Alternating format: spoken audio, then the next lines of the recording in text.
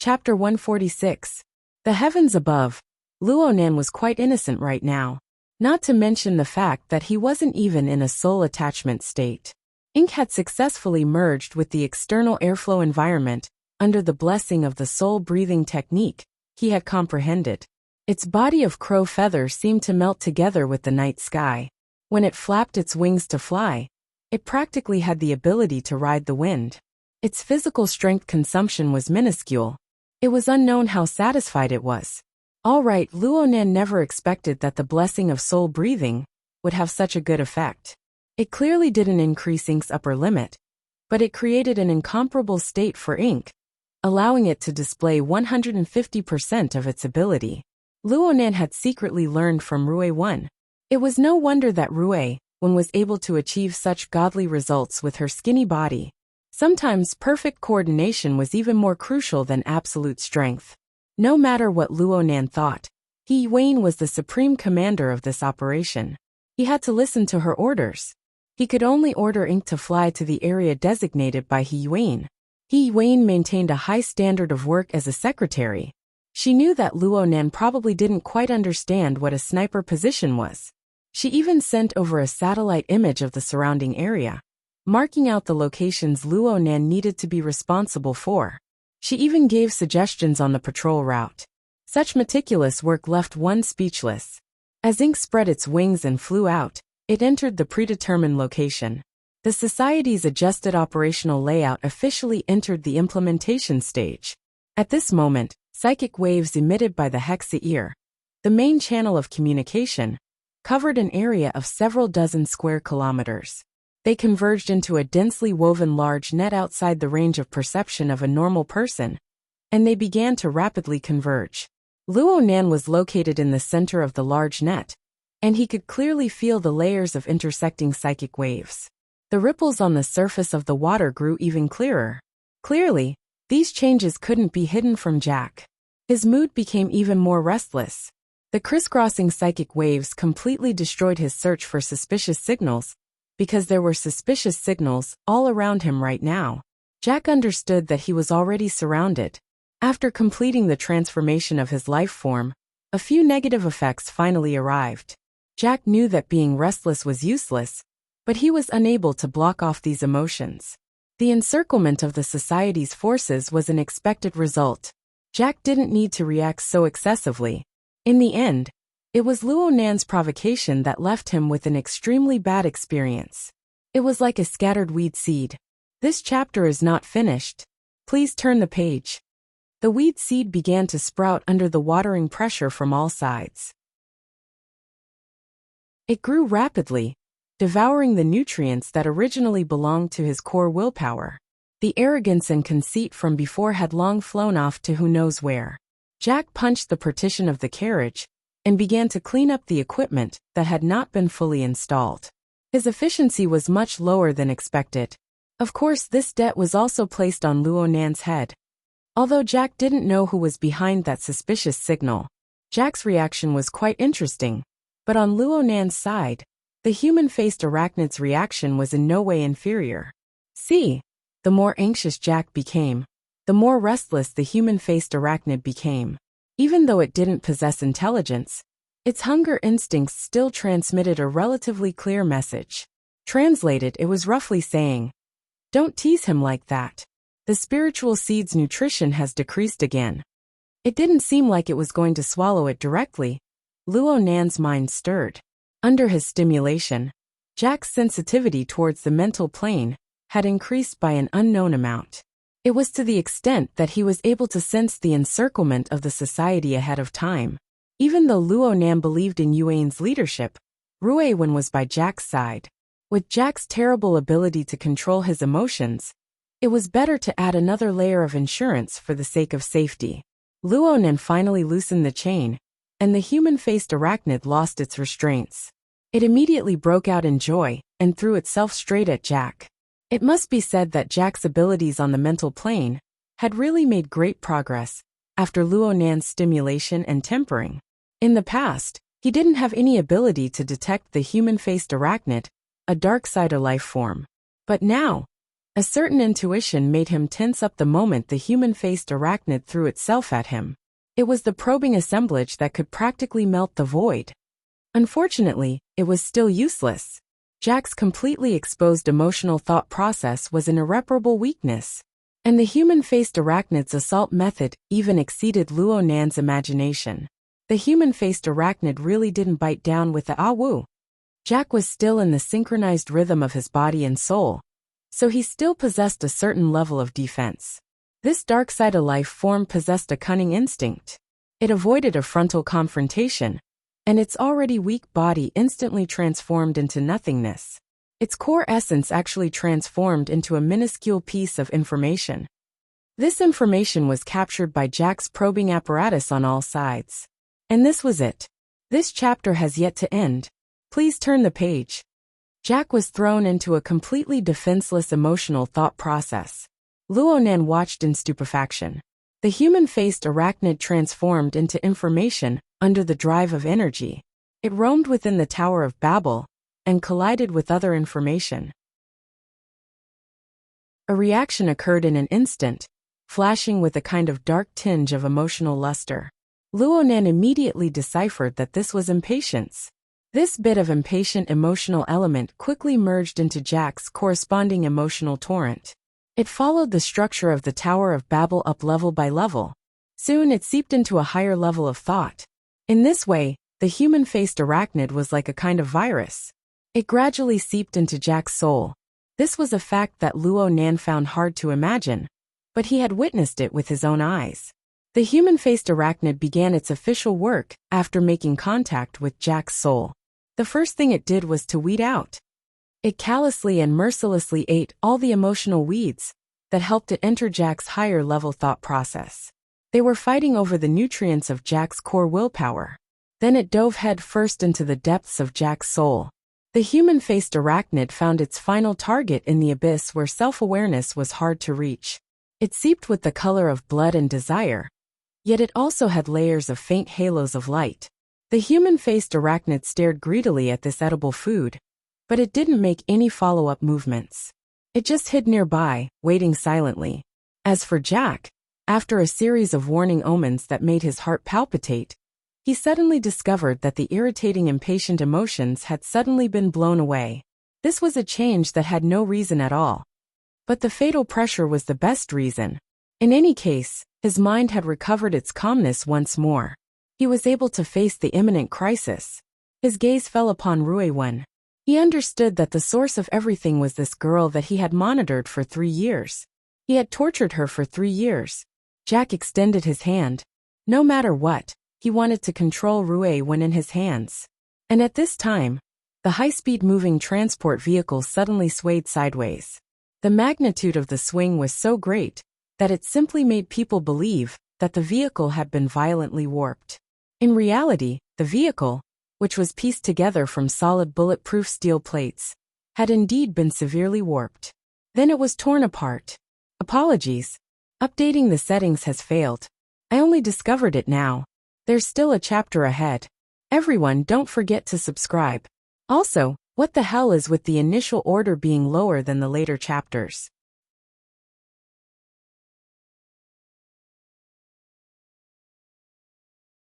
Chapter 147. Jack's fingers, which were about to touch Ruiwen's body, suddenly pulled away at least 2 meters from his target. The darkness of the night outside the car was like a muddy river, suddenly lying horizontally between him and Ruiwen. See, impossible. Jack's mind instantly calculated the terrifying and absurd amount of energy needed to forcibly tear apart a bulletproof steel plate. Using the simplest logical deduction, this energy could be blasted in the most efficient way possible. It could completely penetrate him in one hit. Jack's self-awareness glowed with brilliance in a single thought, dispersing the strange power acting on his mental plane. In an instant, the warped and cracked car, and the darkness of the night between him and Ruiwen, when all transformed into fluctuating mottled colors. With a slight spin, they dissipated without a trace. The car had indeed swayed sideways and crashed into the abandoned ground floor of a building, but it wasn't as serious as he'd felt before. At this time, All levels of detection equipment had long since transmitted the information of the EMP electromagnetic attack, but he was completely unaware. Mental illusion? I can also be affected by illusion? An indescribably complex mood churned, then instantly chilled. Because Jack had just been affected by the illusion and electromagnetic attack, his body's reaction was erroneous. In the severe swaying of the car, he had already thrown off the distance between him and Rue 1. His back pressed against the wall of the car, wanting to borrow the force to spring up and grab Rue 1's protective artifact. At this time the car behind him made a ping sound. See, the sound was oppressive and heavy. The peerlessly strange power transmitted from the outside of the car, almost without any damage, directly into the exoskeleton armor, into the half-decayed body. The vibrating power seemed to radiate outward from the chest of the body. The tightly arranged configuration of the dynamo core trembled slightly. This time, his body was actually shaken to the point of freezing on the spot. The second ping sound came, the front force and the back force overlapping. The two different vibrations intersected and stimulated each other. The structure of the half of the body that had already decayed, due to Rue 1's deathly stillness ability, completely collapsed, turning into a meaningless dead bag of skin. It even affected the other half of the body, causing the fine threads of the dynamo core to have to be rearranged. Therefore, Jack still couldn't move. Then came the third ping sound, Jack's ice-cold mask. This chapter is not finished, please turn the page. Then, the demon eye suddenly flashed. The omnidirectional detection instrument had already formed an image of the carriage and projected it back. Outside was a short and stocky middle-aged man, wearing a casual short-sleeved shirt. However, his arms were so swollen that even the cuffs on his upper arms were torn. At this moment, he was punching the outer wall of the carriage. What was strange was that the power of his fists caused Jack, who was in the carriage, to be battered and exhausted, but the place where his fist landed was as flat as before. At least a B-class martial artist. When this judgment was formed, dark red flames burned from Jack's decaying body inside the exoskeleton armor. From the inside to the outside, it lit up the surroundings with a loud bang. In an instant, the body inside the exoskeleton armor turned to ash, but the format of fire wasn't affected in the slightest. Through the amplification of the armor, it gushed out from his back. The bulletproof iron plate on the back of the carriage had a radius of about 1 meter, and it was instantly covered in high temperature. Under the convergence of the archetype format, the astonishing heat did not spread at all, and was transmitted to the outer layer of the carriage. A muffled groan came from outside the carriage.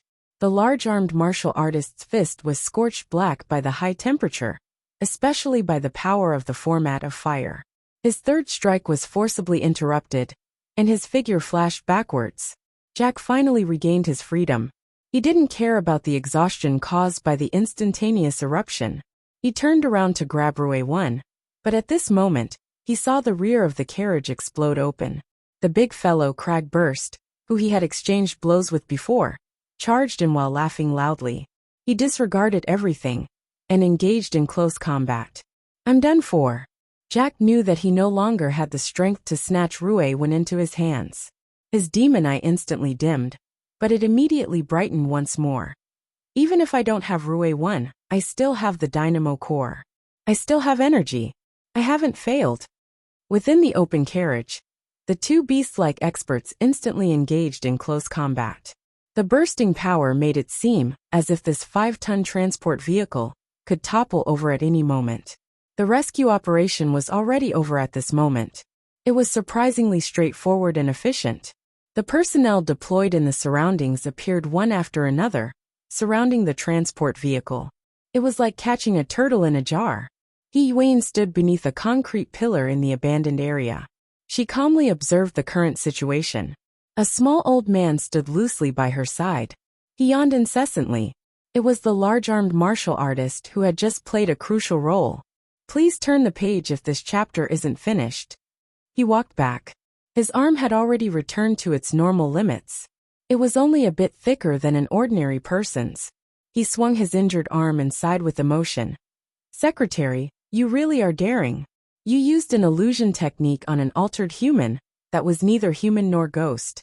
And you succeeded. Daydream. Not bad. Daydream was the veteran psychic of the Sia City branch, Mr. White.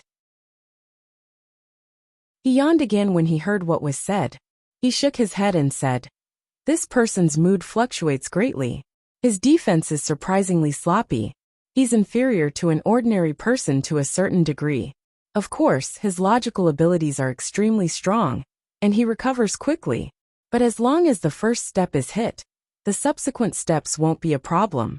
Wayne slightly bowed towards the large-armed martial artist. "I just exchanged a bit of information with Quantum Corporation. You've worked hard, Mr. Giant Arm. If it weren't for your 2 successful strikes, things wouldn't have gone so smoothly. I'm ashamed. Originally, I was going to hit with 3 strikes. I didn't think that this altered human's format of fire could be controlled to this degree." Crag Burst was blasted out amidst the explosion of flames as he spoke.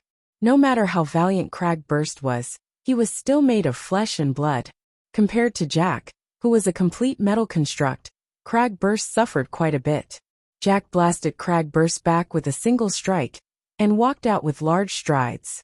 He landed in the center of the empty space and faced the dozen or so veteran awakened of the Ability User Society. There was a great disparity between the strong and the weak, but he was fearless. This boldness made people have a whole new level of respect for him. However, Luo Nan, who was observing from the sky, was a bit embarrassed. What the hell is the human-faced arachnid doing? From Luo Nan's perspective, at least half of the credit for Jack's current performance could be attributed to the human-faced arachnid. It was precisely this fellow that lay in wait in the depths of Jack's soul. It endlessly guided the direction of Jack's emotions and eliminated nearly all of the negative elements. This allowed Jack to fight more and more bravely, bursting forth with the fierceness from the depths of his heart. Because of the burden of the human-faced arachnid, Luo Nan seemed to be on the same side as Jack. Right now, the human-faced arachnid was extremely excited. Its bizarre and unfathomable instincts were currently urging it to bring out the most valuable portion of Jack's soul strength and pour it into the spiritual seed before its eyes. Right now, it wasn't like a savage Darksider species. Instead, it was like a diligent gardener. The spiritual seed before its eyes was gradually washed of its lustful bloodlust and blossomed with a radiance that grew brighter and brighter.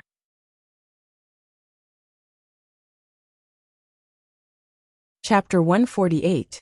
Jack had never felt so good before. Even though he was besieged, even though Ruewen had been snatched away, the pressure had stimulated all of his potential. The configuration of the dynamo core, even more so, allowed him to see how energy and information could truly operate with high efficiency. The same information was converged and analyzed, but he was able to see the unprecedented angle and content. Even when he was in the most passive position, he could grasp the most detailed changes in the situation without any hesitation or confusion. Because of this, he had nothing to fear. Apart from the external, there was also the internal. Jack could sense that the strength of the dynamo core was being held back by his crude steel body design. It was only able to bring out a very small portion of its power. But this didn't make him depressed. On the contrary, it encouraged and motivated him. As long as he could charge out, his future would be limitless. The glorious prospect had ignited the true flames in his heart. The internal energy of the format coiled and coiled, making contact with the flames and igniting anew. The color of the format of fire was even brighter and carried a faint golden edge. The twisted patterns in the air and the flames formed a marvelous archetype format. It displayed a mysterious and profound pattern, but it gradually disappeared as it accumulated even more power. Jack unsheathed his close combat sword. The format of fire spread to the blade, rippling with a layer of distorted rainbow light. Wherever the blade pointed, even the society's aptitude users who had the absolute upper hand had to squint their eyes. Papa Giant Arm clapped his hands against Jack, whose aura was rising. "I thought you were just a peddler who harmed children, but now it seems that you're a very ruthless human trafficker. The piles of bones under the Deshang building were all used by a lunatic like you to train your courage, right?" The demonic eyes behind Jack's multi-edged helmet shot out a cold glare. Every dead person has a specific recovery procedure. Bones and such have never been left. Jack laughed out loud when the giant arm paused. At first, it was just the sound of the signal being transferred to the loudspeaker. Later, it was the sound of pure flames surging and exploding, shaking the entire abandoned floor. Luo Nan retreated a bit deeper into the mental plane as Jack laughed loudly. It wasn't because of Jack, but because of Mr. Daydream, who stood by He Yuan's side. This wasn't the first time Luo Nan had heard of Mr. Bai the psychic. If this chapter is not finished, please turn the page. It was a well-deserved reputation. Unbeknownst to him, there was already a thin layer of mist flowing on the spiritual plane. It gradually thickened and silently opened up a domain that belonged to him on the spiritual plane, and it permeated towards Jack's direction. While Jack was talking nonsense, Mr. White had already launched an attack on him. Luo Nan had seen it before. It was when Jack was attacked by the illusion technique. The smoke itself was a lot of fine and fuzzy inductive information. It cut into the material plane from the mental plane. Jack was defenseless and exceptionally sharp in the Tower of Babel. The smoke wantonly created illusions. The effects were extremely miraculous. But now the situation seemed to have changed. Jack's babble was still defenseless, but the rhythm of the flow of energy and information had been completely elevated to another level. Before it was a surging tide. Now it was a crazily leaping flame. His speed, efficiency, and strength had all been raised to an astonishing level. If they wanted to deceive him with false information, they could, but they had to be as crazy as he was. This was not Mr. White's forte. So the flame broke through the encirclement of the mist in a mere breath of time. It even seized the opportunity to charge upwards. It wantonly flourished on the mental plane, and the light of the flame soared. Mr. White grunted, and the smoke slowly dispersed. Luo Nan unconsciously narrowed his eyes. This was a purely subconscious action, but he could see just how dazzling Jack's soul aura was right now. This sort of unreserved, unconcealed, and wantonly eruption of light could only appear in a special situation like Jack's. Luo Nan didn't know why, but a very inappropriate feeling grew in his heart. He saw Mr. White at this time, and his brows furrowed for a moment. His body subconsciously took half a step back. Actually, Luo Nan also took a step back. He tried to hide a bit deeper on the mental plane. This time it was all because of Jack. Presumably, Mr. White's feelings were similar to Luo Nan's. Jack's light was too dazzling. People who were used to appearing and disappearing on the mental plane certainly liked the sort of private feeling of knowing others not knowing. But Jack was doing the complete opposite. It was just like, oh. A sudden chill suddenly descended, and the inappropriate feeling in Luo Nan's heart suddenly became even more substantial. It was also here. Please continue to the next page if this chapter doesn't end. In this moment, a buzzing sound penetrated through. The heavily chained crow suddenly collapsed, emitting an extremely subtle trembling sound to warn him. The human-faced arachnid, which had been plowing and waiting in the abyss of Jack's soul all this time, also changed its state. It circled around the spiritual seed, carrying restlessness amidst its fierceness. Luo Nan's thoughts rose under the stimulation of all sorts of ominous omens. His field of view was no longer limited to a corner. Instead, it expanded with all its might until it reached its limit. There were no abnormalities within a radius of 1 kilometer. But a bit further away, ink was flying idly in the vicinity of the so-called sniper position. Its feathers suddenly exploded. It let out a coarse squawk and dove down, fleeing in a panic. It was a hair too late. A certain fleeting shadow cut in and out of the tiny range of Luo Nan's senses, disappearing into the chaotic and fuzzy darkness. Ink, Luo Nan didn't have enough time to rush over. He could only rely on his only employee. Ink displayed superb flying skills under his command. It continuously changed its route, flying a circle around the complex region near the sniper position. A short 3 seconds later, the fleeting shadow re-entered the range of Ink's senses. It floated in the void right now, not paying any attention to the crows fluttering nearby. It just lined up its 2 eyes side by side, and its strange gaze of 6 heterochromatic pupils pointed at the location of Luo Nan and the others. Its gaze was filled with greed and hunger. Luo Nen instantly understood where that inappropriate feeling came from. That's right. Jack's completely defenseless mode of energy and information. Jack's emotions and thought processes were completely exposed. There was also the ceaseless sharpening and the rapid increase in his soul strength. Although this fellow didn't have any accomplishments on the mental plane, the willful eruption of soul radiance was just as Luo Nan had described. It was like a bonfire in the night. Only the heavens knew what sort of danger it would attract. Now the answer had appeared. Human-faced arachnid. Another human-faced arachnid.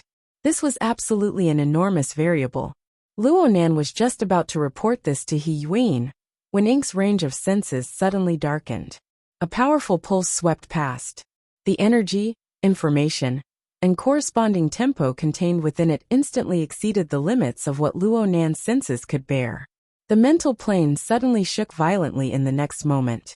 A whistling and surging hurricane came from nowhere, sweeping everything that Luo Nan could sense.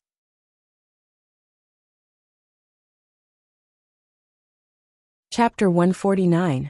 Tonight, Luo Nan had witnessed 2 EMP electromagnetic bombs explode. No matter what the effects were, he could see that people always hoped to destroy the enemy's eyes, ears, and mobility before engaging in combat. Then they could reap the harvest calmly.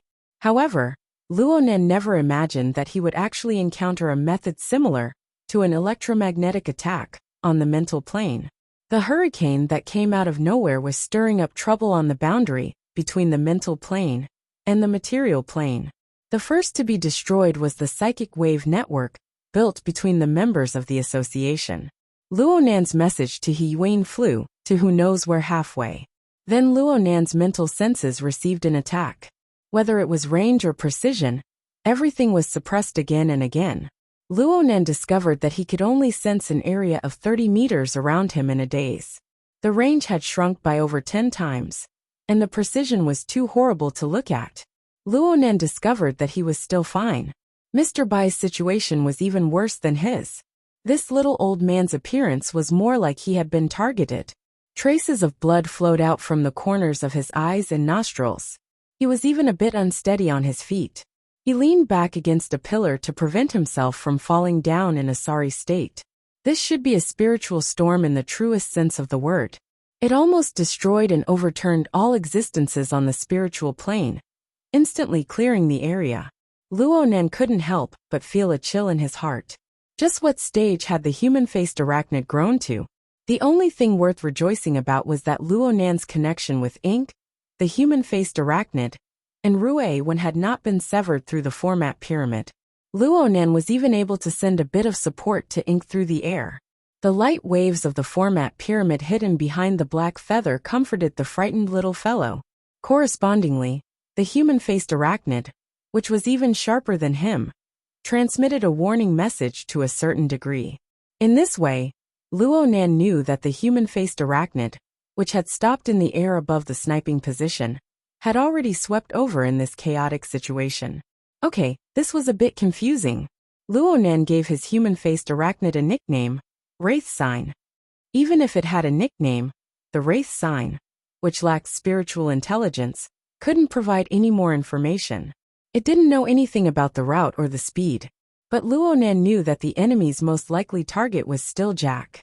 Jack was the only person who didn't suffer from the mental storm just now. Such preferential treatment was not given to Jack, but to the constantly growing spiritual seed. Jack still did not know what was going on. If this chapter is not finished, please turn the page. His unbridled soul radiance had attracted this storm. He didn't even know that he had struck the jackpot, and was being targeted by 2 human-faced arachnids at the same time. Even though he didn't receive the attack, he could still sense it the moment the storm started.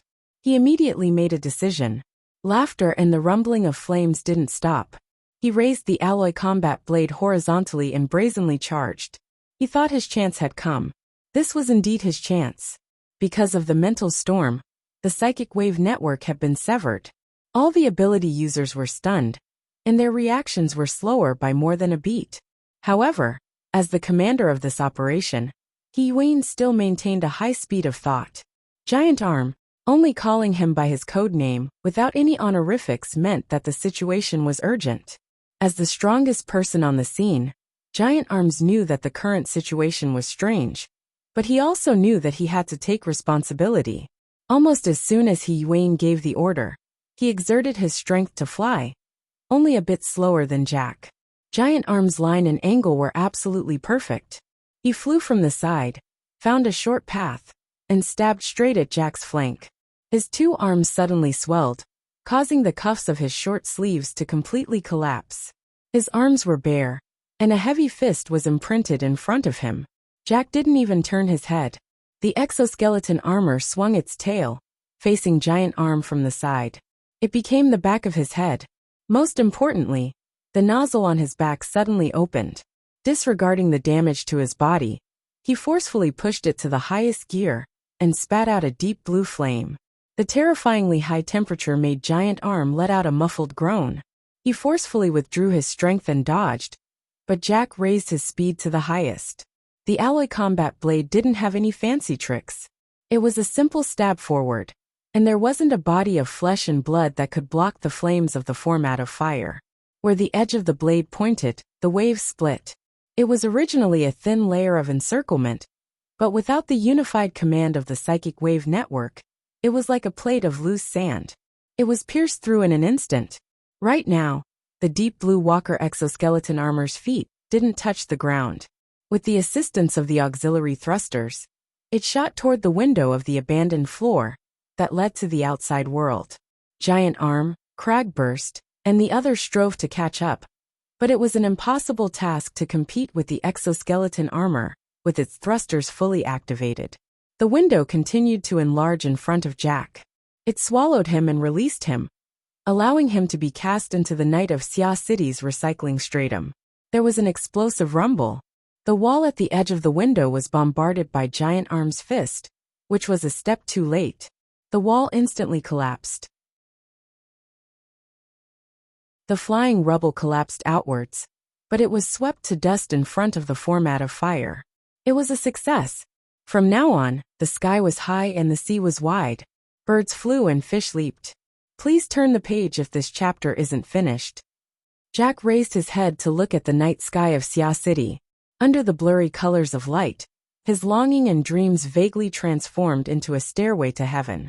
It dropped down from high in the sky all the way to his feet. Right now, the flames in his heart were burning at their most intense. Ripples formed in the void.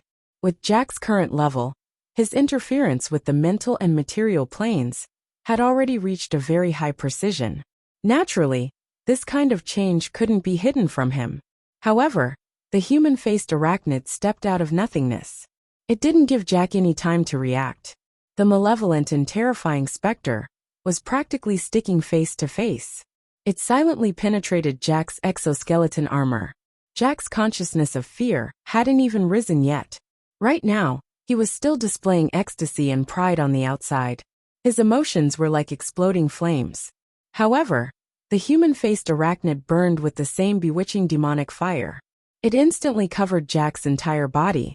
At this moment, under the illumination of the format of fire, the specter of the human-faced arachnid clearly and completely overlapped with Jack's. The dense shadow seeped into the soaring soul fire. The fierce and ugly mouth opened wide, accurately capturing the spiritual seed that seemed to be on the verge of igniting in the depths of Jack's soul. The arachnid bit down and swallowed it. Jack's charging figure suddenly froze, and the glow of his demonic eye dimmed. In the eyes of the pursuing ability users, the exoskeleton armor, which had already flown into the air, lost control. It fell headfirst to the ground. While Giant Arms and Cragburst were stunned, the sound of wind suddenly rose behind them. Another person leaped out of the window.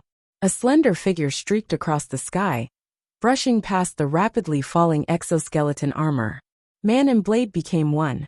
The light of the format of fire flickered intensely as it pointed straight at the seemingly empty curtain of night. After the curtain of night, the human-faced arachnid had just eaten a delicious meal.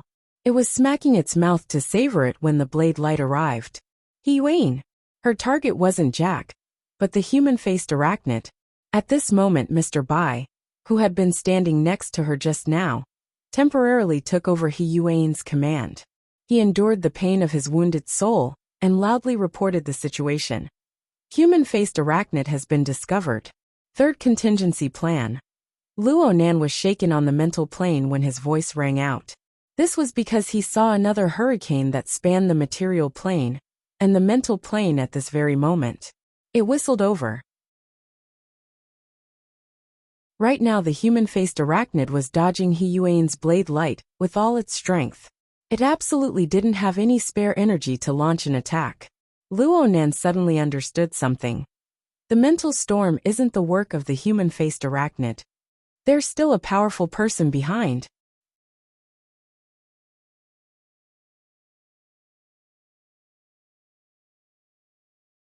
Chapter 150. The mental storm descended again. Unlike the previous EMP-type interference, the mental storm this time obviously increased the suppression of the key targets. Mr. White, Giant Arm, and Cragburst were the most outstanding and experienced ability users. They became the main targets of the attacks. Mr. White was the most pathetic of them all. Giant Arms and Cragburst primarily used the power of the material plane.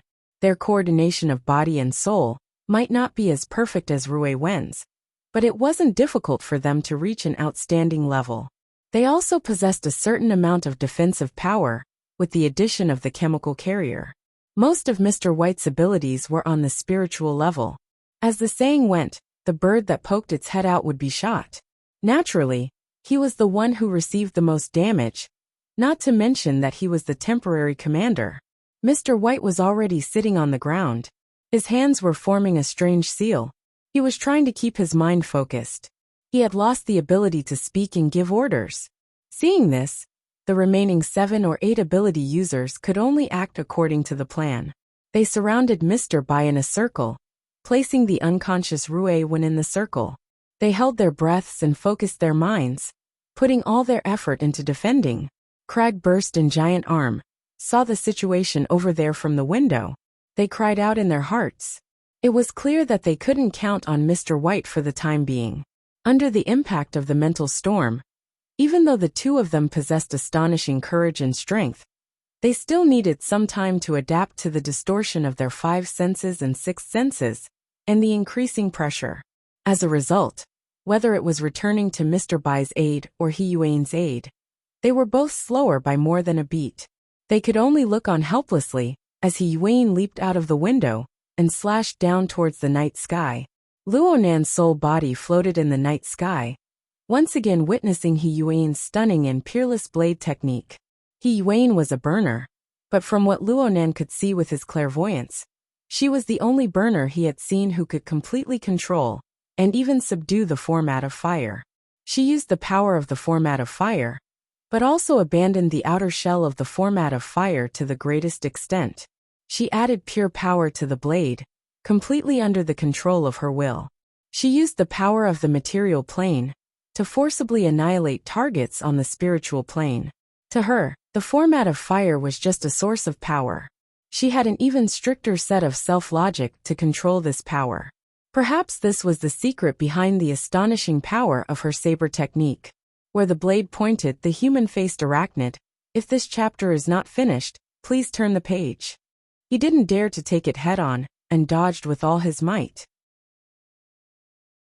However, He Yuan had perfectly utilized the man-faced arachnid's method of hunting down Jack to perfection. Seizing the opportunity, seizing the rhythm. Right when the human-faced arachnid was in the midst of digesting the spiritual seed, a blade came falling down. Half of the arachnid's 4 limbs were chopped off, transforming into smoke. The human-faced arachnid let out a howl of pain. Its body turned incorporeal, and it fled into the sky. He Yuan tried to adjust her attack, but at this moment, Giant Arm and Cragburst suffered from the mental attack. Their follow-up support was a beat too slow, and the front and back were separated. Her figure was high in the air, and there was practically no room for change. An omen of alarm suddenly rose in Luo Nan's mind. He sent out his telepathic thoughts. Be careful. Now it could already be seen that the second wave of the spiritual storm was deliberately let go of He Yuan, so that the forward commander was not on the same rhythm as everyone else. Then the third wave, which was specifically targeted at He Yuan, descended. The attack was no longer a mental storm, but a blinding lightning strike from the mental plane. Luo Nan's warning was extremely timely. Though He Yuan's body was falling rapidly through the air, she placed the blade horizontally in front of her chest. Her body and soul instantly entered a solid and stable rhythm. Clang! The alloy knife in He Yuan's hand actually let out the sound of metal clashing.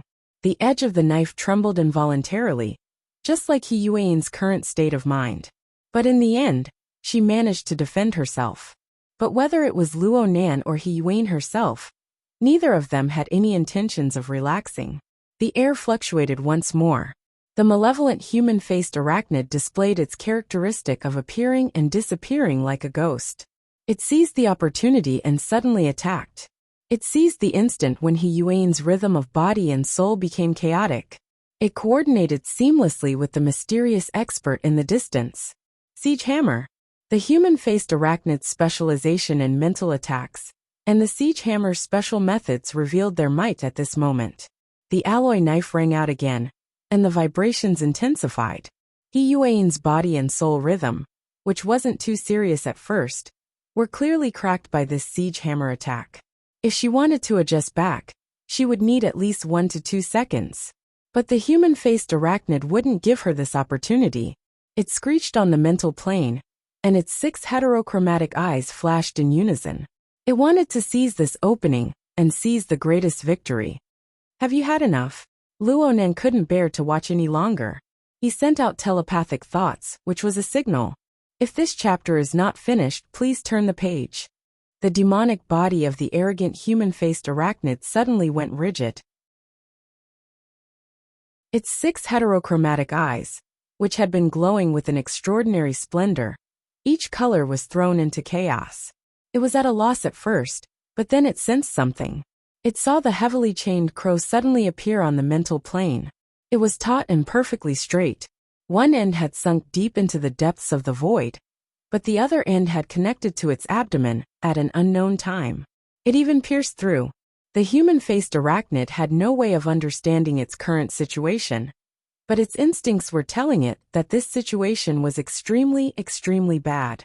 It screeched and its demonic body leaped into the air, wanting to break free from this chain that seemed both real and illusory. However, this only caused the chain to rattle and tremble. The corresponding information passed through the chain and was transmitted back endlessly. This allowed Luo Nan, who was on the other end, to truly feel what the interior of the human-faced arachnid's demonic body was like. It was a deep and turbid furnace of hell. Flames sprayed and the sea of fire churned.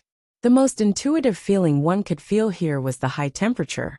Of course, this was just a type of comprehension through the senses. It was hard to imagine that a dark-sided life form like the human-faced arachnid would contain a furnace of several tens of thousands of degrees within its body. This should be a terrifying power structure that swallowed consciousness and melted the soul. It just appeared in its current form. The chaotic fragments of information and emotions were like overgrown weeds. They scattered along with the gushing flames, occasionally colliding with each other to form a tiny bit of consciousness for a brief moment. Then they screamed miserably within the sea of fire furnace of hell as they melted. The cycle repeated itself. Luo Nan locked onto the spiritual seed that he had just plucked from the depths of Jack's soul, in the center of this terrifying furnace of hell.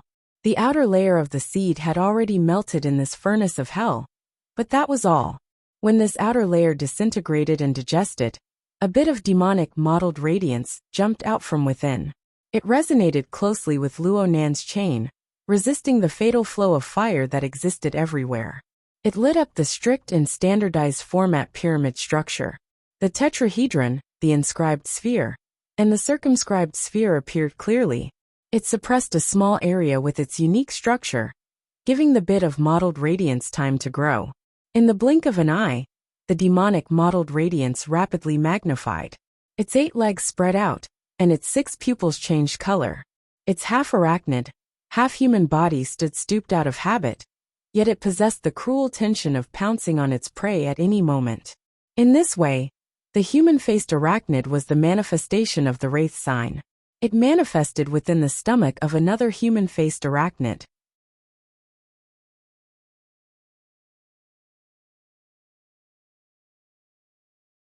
Chapter 151. The furnace's inferno was extremely repulsive towards the wraith sign, an outsider.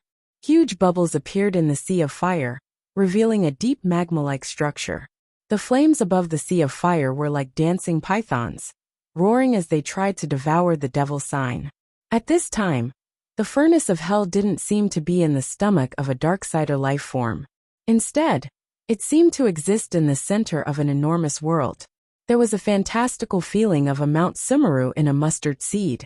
Faced with such an environment, the wraith sign was not in a hurry to resist or destroy.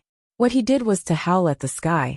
His body burned with a blood-colored flame that seemed to be solid, merging with the format pyramid on the outer layer. The unique structure of the format pyramid expanded outwards layer by layer. At the center of the furnace of inferno, lines of different densities shuttled and intersected in the ocean of fire, building one basic structure after another before they were connected into a complicated whole. This scene was so familiar, just like the magical altar in the Deshang building's fighting arena. That was right. The wraith sign had built a new altar. Previously, it was built on the turbid emotions of hundreds of spectators. Now it was built on the lava. Luo Nan's eyes were still groping in the dark when the last altar was constructed. He was a standard example of knowing the how, but not knowing the why. But as he came into contact with the Tower of Babel built by the Dynamo Core, and through Jack's selfless demonstration, he understood the structural rules of operating energy and information. In addition, after grasping the soul-breathing technique, he gradually realized the mysteries of the interconnection between the spiritual and the material planes. Now, it seemed that he was a little enlightened. Luo Nan noticed that the structures of the two altars were very similar. They didn't seem to possess essential differences, especially the operating principles of the two altars. In other words, the method of handling energy and information was exactly the same. From a simple logical deduction, it could be seen that the same form was often rooted in the same content. Since the structure was like that, the basis of its existence should not change too much. Oh, in other words, the foundation behind this furnace of hell is actually similar in nature to the spectators in the arena. It's just that one manifests as a turbid flow of emotions, while the other manifests as a furnace of flames. Luo Nan watched with great interest. The turbid flow that is rooted in the emotions and desires of the human heart can actually develop into different forms and possess different functions. This transformation was caused by the human-faced arachnid. If this chapter is not finished, please turn the page.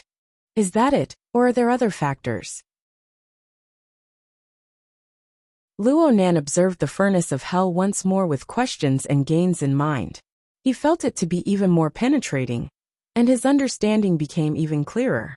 As the wraith sign continued to build the altar, the giant flame pythons that had been attacking it from the outside gradually stopped attacking it. On the other hand, in the lava below the sea of fire, the bubbles popped one after another. They were clearly distorted human faces, staring at the wraith sign with hatred, fear, and fanaticism. But no matter what, they could not stop the continuous expansion and perfection of the altar structure. Moreover, with the arrangement of the various functional structures, the deterrence of the altar became weaker and weaker. Things were just that interesting. No matter how horrifying and tragic the scene was, when the altar was built, who was the priest, who was the sacrifice, who had the power of a ruler, and who was just a stupid pig or sheep, it would all be clearly distinguished in such a cold and cruel way. The terrifying scene of the furnace of hell continued. Perhaps it did have the powerful ability to swallow consciousness and melt souls, but just based on the level of the altar, it could not pose any threat to the wraith sign on the altar. In other words, the wraith sign had used an altar to suppress the furnace. At the same time, it was stripping away the more essential things of the inferno prison. As the altar was built, the furnace of hell was suppressed. The human-faced arachnid, pierced by the heavily chained crow, grew more and more restless. It even revealed a reaction of fear. It suddenly shrieked, broke through the air, and left in spite of everything. This kind of situation was quite similar to the day when Luo Nan was dragged away by the burning wraith on the warship. The problem was that although only a few days had passed, Luo Nan was no longer an ignorant person. Through the wraith sign, he had a deep understanding of the human-faced arachnid. He did not need to be afraid to face it head-on, let alone now that he had placed Monkey Sun in its stomach. Freeze! The heavily chained crow trembled, and the power of the format of my heart's a prison poured in. The human-faced arachnid had the altar wreaking havoc inside, and the chains were capturing it outside. In addition, it had suffered a blow from He Yuan, injuring its vitality. Its power of resistance decreased again and again. It had clearly straddled through the air, but it was actually forcefully dragged back by Luo Nan. This wave of noise was far too large. Not only did He Yuan, who was nearby, feel the abnormality, but the mysterious power in the distance was also terrified and shocked. His mind was scattered quite a bit. This chapter is not finished. Please turn the page. The most direct effect was that his follow-up killing move, aimed at He Yuan, was cut off. She landed safely on the ground and retreated backwards. Giant arm and crag burst broke through the mental suppression one after the other on the abandoned floor. The three joined together in the blink of an eye, and they retreated to where Mr. Bai was. Right now, the members of the Society's defensive circle were in a state of confusion. When the three returned, they scattered and stood apart. They formed a triangular structure around the ring-shaped defensive circle. He Yuan gave a command in a deep voice. She gave everyone a clear command. Reboot the Hexa-ear. Select the local network structure. In the blink of an eye, all the members of the Society completed this step. A psychic wave local network was established. Energy and information were interconnected between the members of the various societies, forming a joint force against the outside world. According to He Yuan's distribution of authority, she, Giant Arm, and Crag Burst formed the three stable fulcrums of the local network. All energy and information had to pass through these three fulcrums to complete their work. This completely shifted the pressure of the mental storm's attack onto their bodies. Mr. Bai finally obtained a chance to breathe within the local network. He slowly recovered and relied on the deep application of the Hexa-ear to sort out everyone's joint force. He formed a sizable flood of energy and information. It passed He Yuan and the other two and buzzed through the suppression of the mental storm. It entered the depths of the boundless night sky and connected with the true psychic wave network in the blink of an eye. The special form of energy and information opened up the Society's special authority on the psychic wave. The warning and distress signals were sent out in the first instance and were received by the Society's managers. The Xia City Ability User Society was completely activated in a short few seconds. What happened? After Luo Nan grabbed the human-faced arachnid, he hid himself even deeper into the mental plane to avoid the possible retaliation attack of the mysterious power. But the anticipated attack didn't come. Instead, the Hexa-ear, which had been shielded by the mental storm, transmitted a broken message after a series of crackling noises. Members. Confirmed. Interference source. Attack authorization unlocked. All members prepare to attack. In the next moment, the sky of Xia City seemed to light up. The Mid-Autumn Festival is approaching. There are many things to worry about. Please allow me to be lazy. There will be more at around 12 o'clock.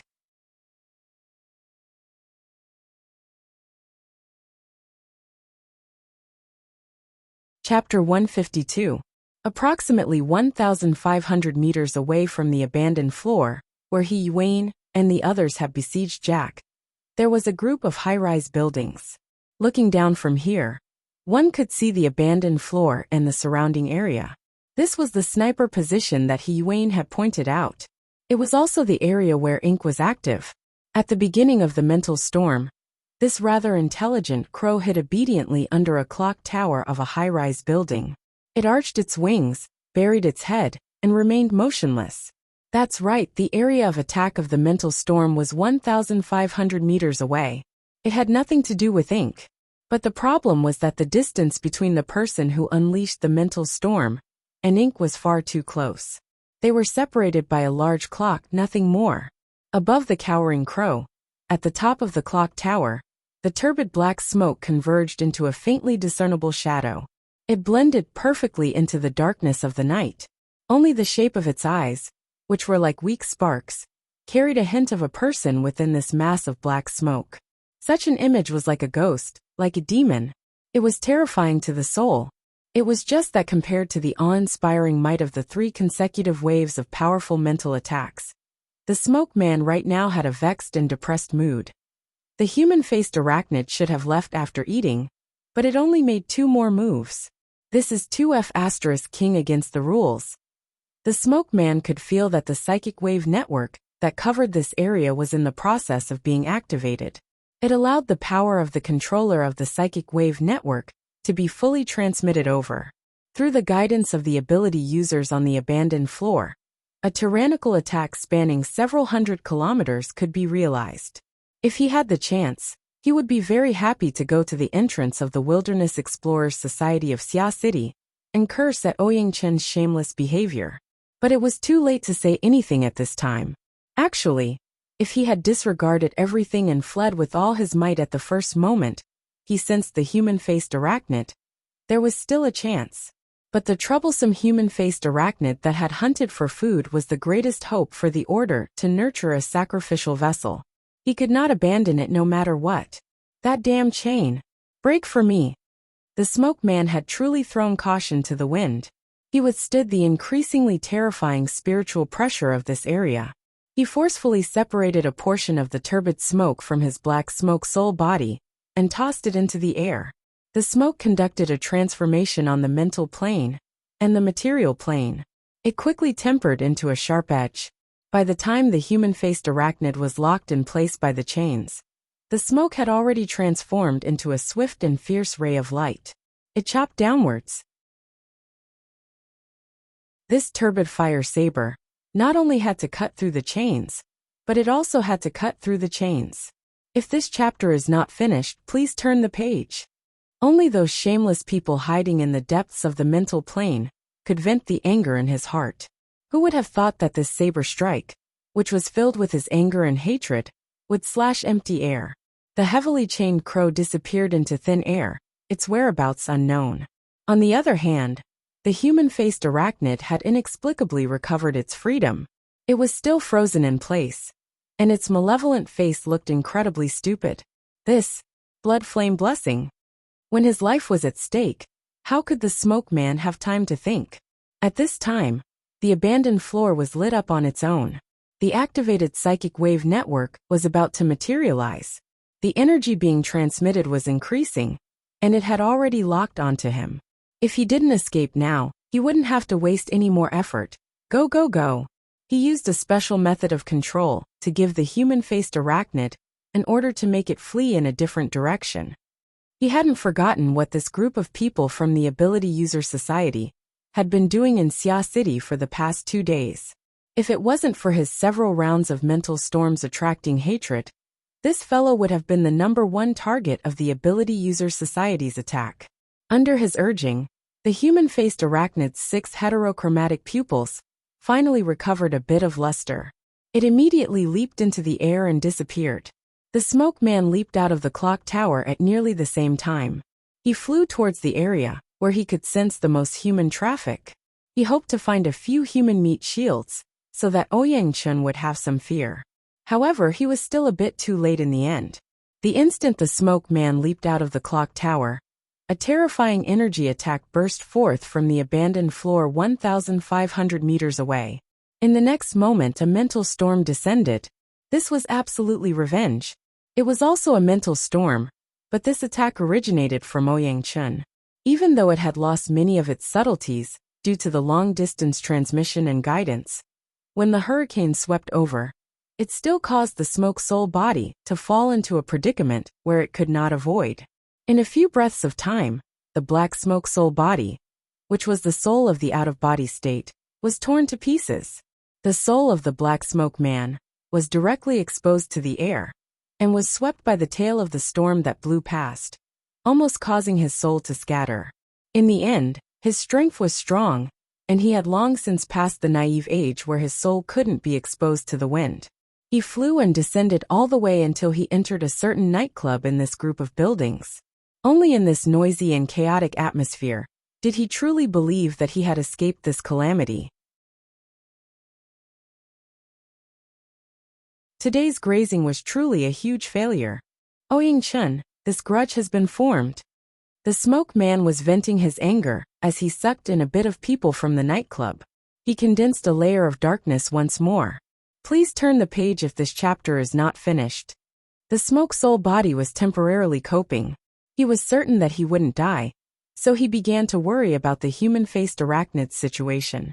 He sensed that the human-faced arachnid wasn't too far away from this area. It was still cruising in the outskirts. This was a bit dangerous. It had found its way here. The smoke man was actually somewhat gratified for a time. He had obtained this control method from another order. Even though its origins were unknown, the effects were quite good. If it wasn't like this, it would have been impossible to tame the human-faced arachnid to this degree within a short few days. The nightclub he was in was mostly filled with young men and women who had played all night. Emotions were born and turbid energy flowed everywhere. It was also a good place to hide the human-faced arachnid. Right now, the group of people from the Ability User Society would certainly not spare him. They would search everywhere for traces of the human-faced arachnid. His current strength was greatly damaged, so he had to first recover a bit of his vitality. At the same time, he had the people of the Order come over to receive him, in order to ensure his safety. As he was pondering, the human-faced arachnid noiselessly pierced through this space, and stopped by his side. Its appearance was malevolent and terrifying, but its 3 severed limbs made it appear to be in a rather sorry state.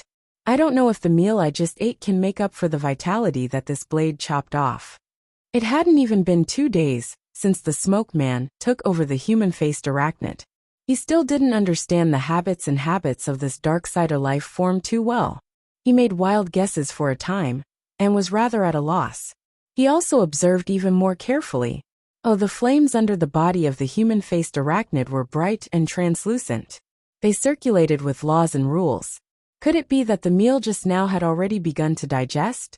Right when he was sizing up the arachnid with interest, he saw a beam of light shoot out from the back of the human-faced arachnid.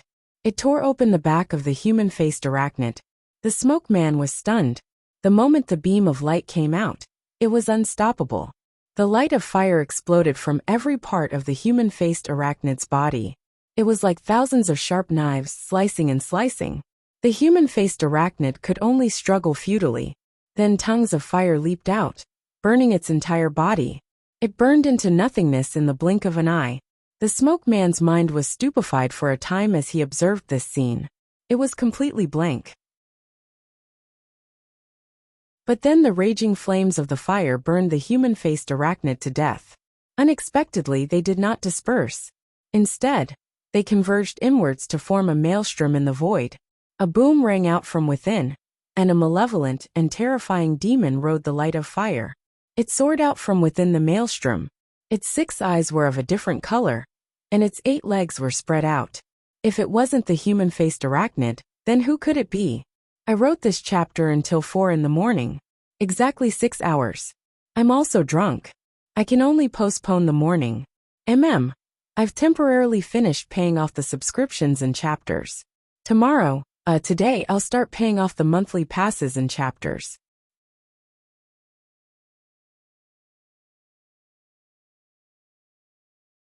Chapter 153.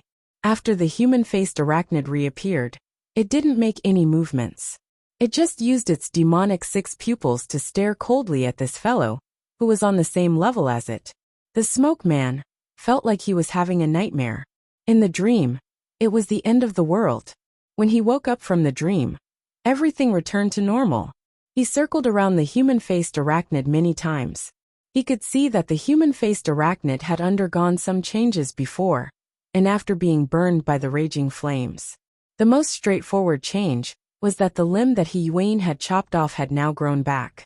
The human-faced arachnid had the ability to rise from the ashes. Even if the smoke man's brain spun 300 times, he still wouldn't be able to think of something as bizarre and absurd as the human-faced arachnid is hiding inside the belly of a human-faced arachnid. He only knew that nothing could happen to the human-faced arachnid in the hands of the Order. This was the key to the continued existence of the Blood Flame Order in the foreseeable future. The Smoke Man adjusted his emotions. He also adjusted the way his consciousness operated his energy and information, causing it to connect with the human-faced arachnid. The human-faced arachnid didn't resist and so on. Soon, his consciousness cut into the deeper regions of the human-faced arachnid. He saw the terrifying scene of a furnace of flames. The Smoke Man heaved a sigh of relief.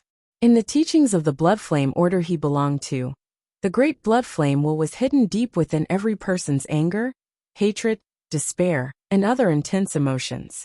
It did not have a concrete form, nor did it have a clear self-consciousness. However, it possessed a powerful, terrifying, and absolute power, as well as a restless and unrestrained principle of operation. Therefore, after the Order obtained this human-faced arachnid, they projected the Order's most classic meditation environment here. They used it as a foundation to construct the basic structure of the future sacrificial vessel. Nothing seemed to have changed, but further verification was needed. The Smoke Man's consciousness continued to penetrate deeper, and soon, a special voice was transmitted all the way from the depths of the sea of fire and magma. Blood, blood, blood. Fire, fire, fire. The monotonous and crazed shouts converged into a roar that made people anxious. But to the Smoke Man, it was instead very cordial and even more at ease. This was the prayer of the low-level believers of the Order. Naturally, the sound of a true prayer was much more complex. However, it was impossible to completely restore the structure of the human-faced arachnid. It could only be roughly categorized. The blood type was often related to hatred and resentment, while the fire type was more likely to seek excitement. From these cries of prayer, if this chapter is not finished, please turn the page. He knew that the Blood Soul Temple structure that the Order had implanted still existed. The foundation hadn't been lost and everything was fine. Through the Blood Soul Temple, he contacted the church. Soon a deep infernal gave him a response. "I'm here." Facing the officiator, the Smoke Man was completely relaxed. "Your Excellency, something happened in that matter before." In fact, the officiator was fully aware of the hunt this time. When the Smoke Man accompanied the human-faced arachnid to hunt for food, he discovered that the target that had caused the human-faced arachnid to become restless was Jack. At the time, the Smoke Man couldn't make a good judgment. He discussed with the first ablatum and obtained permission before chasing after Jack to hunt. However, it was difficult for the officiator to predict what would happen next. After listening to the brief report, the officiant was not too surprised. He only said, "Emoluan, is our mold damaged?" The so-called mold referred to the human-faced arachnid. The Smoke Man was Emoluan. Fragments of the human-faced arachnid's rebirth from the ashes flashed through his mind. However, this matter was too complicated to explain. He just picked out the key points and gave a simple response. "No, it hasn't. It seems to have improved a bit." "It is indeed so. I can feel a sort of spiritual pressure here that I have never felt before. The order of the environment and the sense of hierarchy are also increasing. Even though order has never been the hobby of the mighty blood flame will, the path leading to it must always be divided into a distance and a height. It is as you said." Emoluan's mood calmed down. The 40-year founding ceremony of the Order is at hand. For the sake of restoring the Order's glory, our actions are bound to be fraught with danger and risk. This is encouraged by the blood flame will. It is fine as long as the ultimate goal is achieved. The officiator calmly arranged. "There is already a soul envoy at your grazing location. I will send another one, and a means of transportation. Your current mission is to escape the eye of the storm, as soon as possible, and bring our mold back safely." "As you wish, Your Excellency." Emoluan cut off the communication. His consciousness wandered into the depths of the Inferno prison. He was inexplicably lost in thought. It had already been 40 years.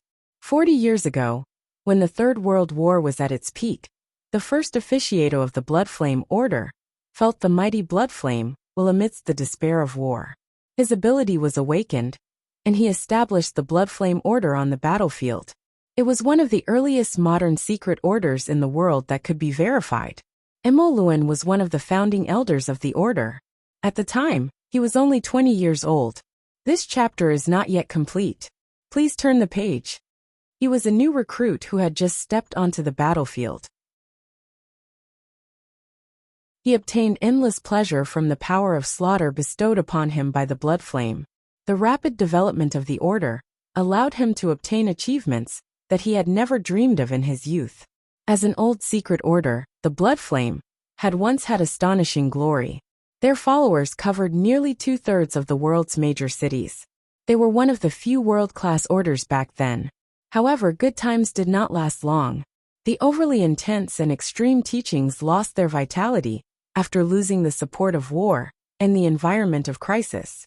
The order rapidly declined after the war, and the successive large changes in teachings, internal divisions, external affiliations, and other unforeseen events cut this powerful power into pieces. The branch that Imo Luan belonged to could only withdraw into the region of Xia City. He relied on the impressive combat strength of the upper echelons to barely maintain the face of a secret order. And in the many years of change, the most important tool to realize the communication between the blood flame will and the lower echelons of believers, the order's sacrificial vessel, was unfortunately destroyed. This gave the order a heavy blow. The powerful sacrificial vessel was the pride of the blood flame order. It was the important inherited artifact that distinguished them from the wild fox order and the wild chicken order. It was precisely because of the sacrificial vessel that the lower echelons of the order possessed a regular channel of direct communication with the mighty blood flame will. They possessed the true feedback of divine ability manifestation and interference with reality. It was the best way to unite the hearts of the people and nurture the younger generation. Losing the sacrificial vessel was undoubtedly a fatal blow to an order that had established itself upon extraordinary strength. It was also a bitter humiliation. Nowadays, their order was the same as those wild chicken orders. Every sacrificial activity, no matter how big or small, required the officiant to undertake and guide it. They used an artificial method to communicate with the blood flame will. The consumption was enormous. There were many restrictions, and it was hard for people to be convinced. It became the greatest bottleneck that restricted the order's recovery and development. Imo Luan had already had enough of these cursed days. He had experienced the most glorious period of the order. Because of this, he was particularly unable to endure the current state of decline. Now the order had paid an enormous price from top to bottom in order to obtain a new method to obtain the sacrificial vessel. The human-faced arachnid was the crux of the crux. It absolutely could not be lost. Mighty blood flame will, I beseech you for your blessing. His consciousness completed a simple prayer within the furnace of hell. He was able to feel a response from a certain hazy will that came from the depths of the unseen void. Moreover, it was a clear response that was rarely seen in recent years. It was like a true deity looking down from high above.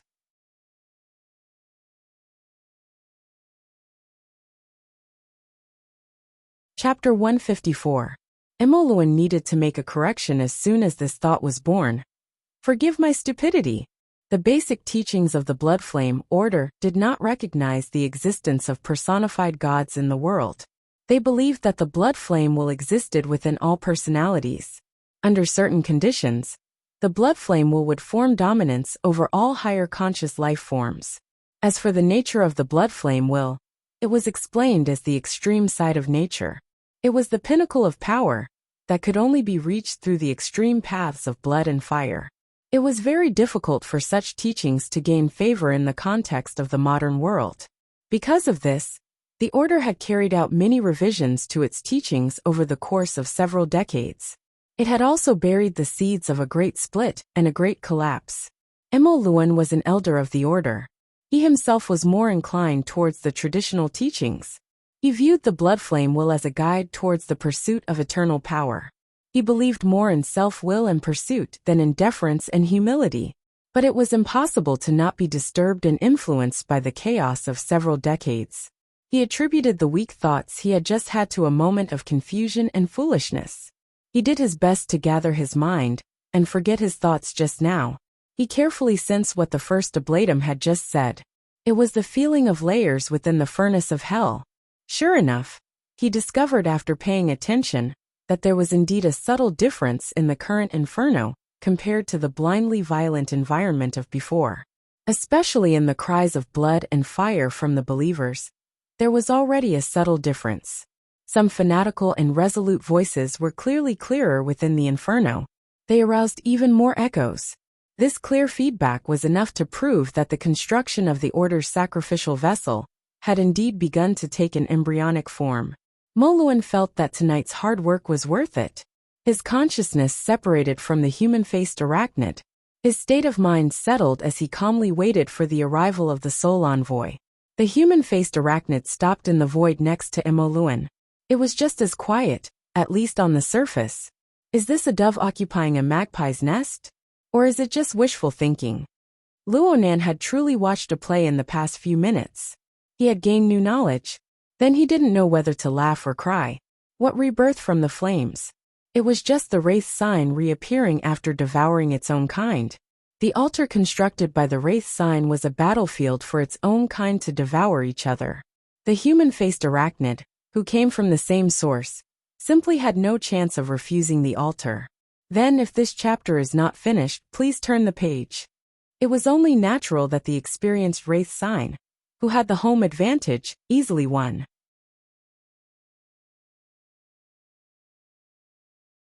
This human-faced arachnid of the Bloodflame Order had been nourished by the Bloodflame summons of the Order's believers and the Bloodsoul Temple's construction, but its core essence was limited in terms of growth and strength.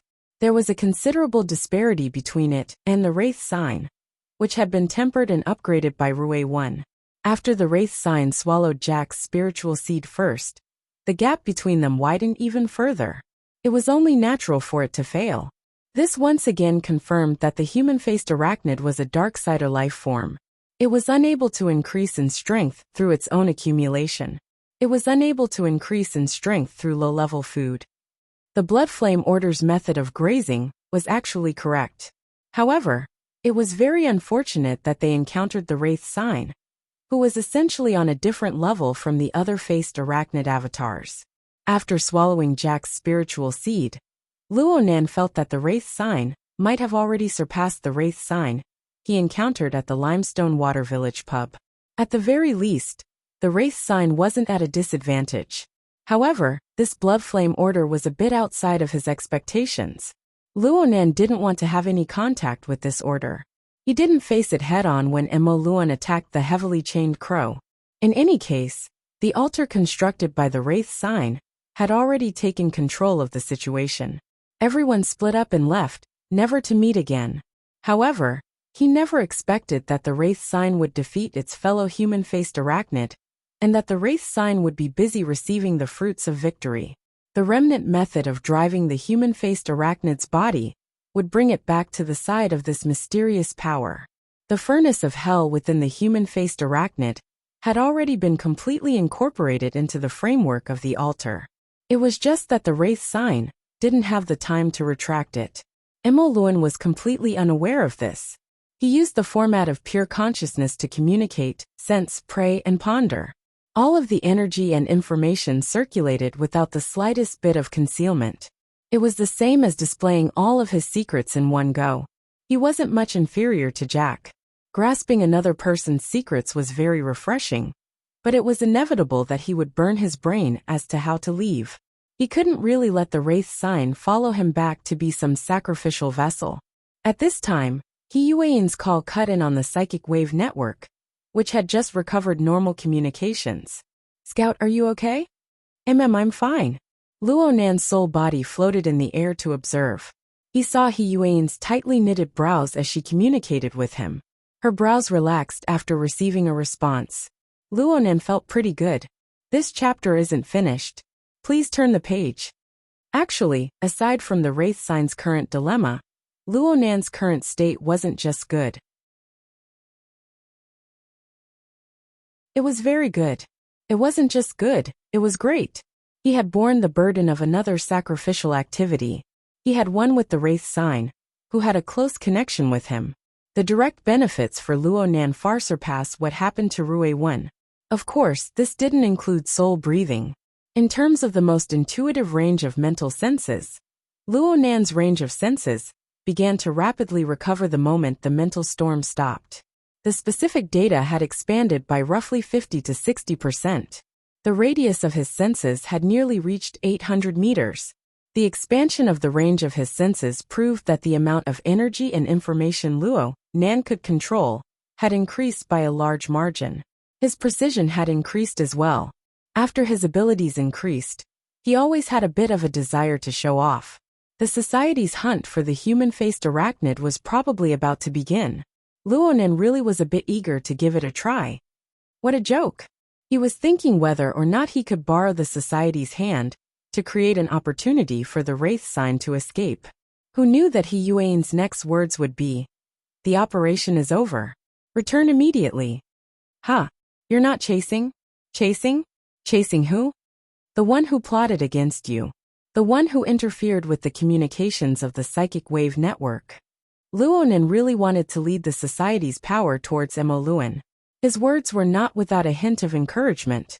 He Yuan was silent for a moment. Then she suddenly gestured to Giant Arm, Cragburst, and the others beside her. At the same time, her voice suddenly turned soft and gentle. It was as if she was afraid of alarming the enemy. "You saw him?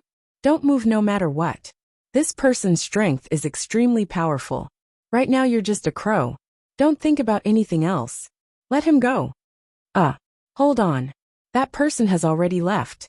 But he should still be in this group of buildings. Aren't we going to chase him?"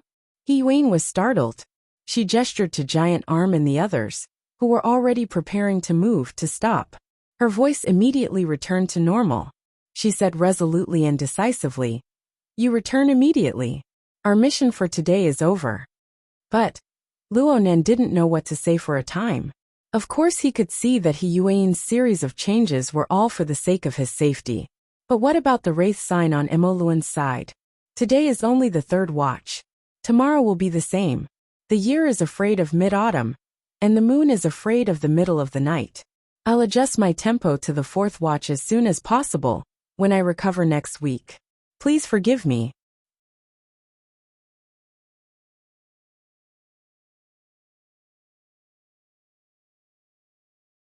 Chapter 155. Mr. Luo. He Yuan changed the way she addressed Luo Nan, further indicating the end of the operation. She explained to Luo Nan, different mission objectives require different mission arrangements. They also require different executors. We are dealing with Jack's team. We are not suited to deal with the human-faced arachnid and the expert behind it.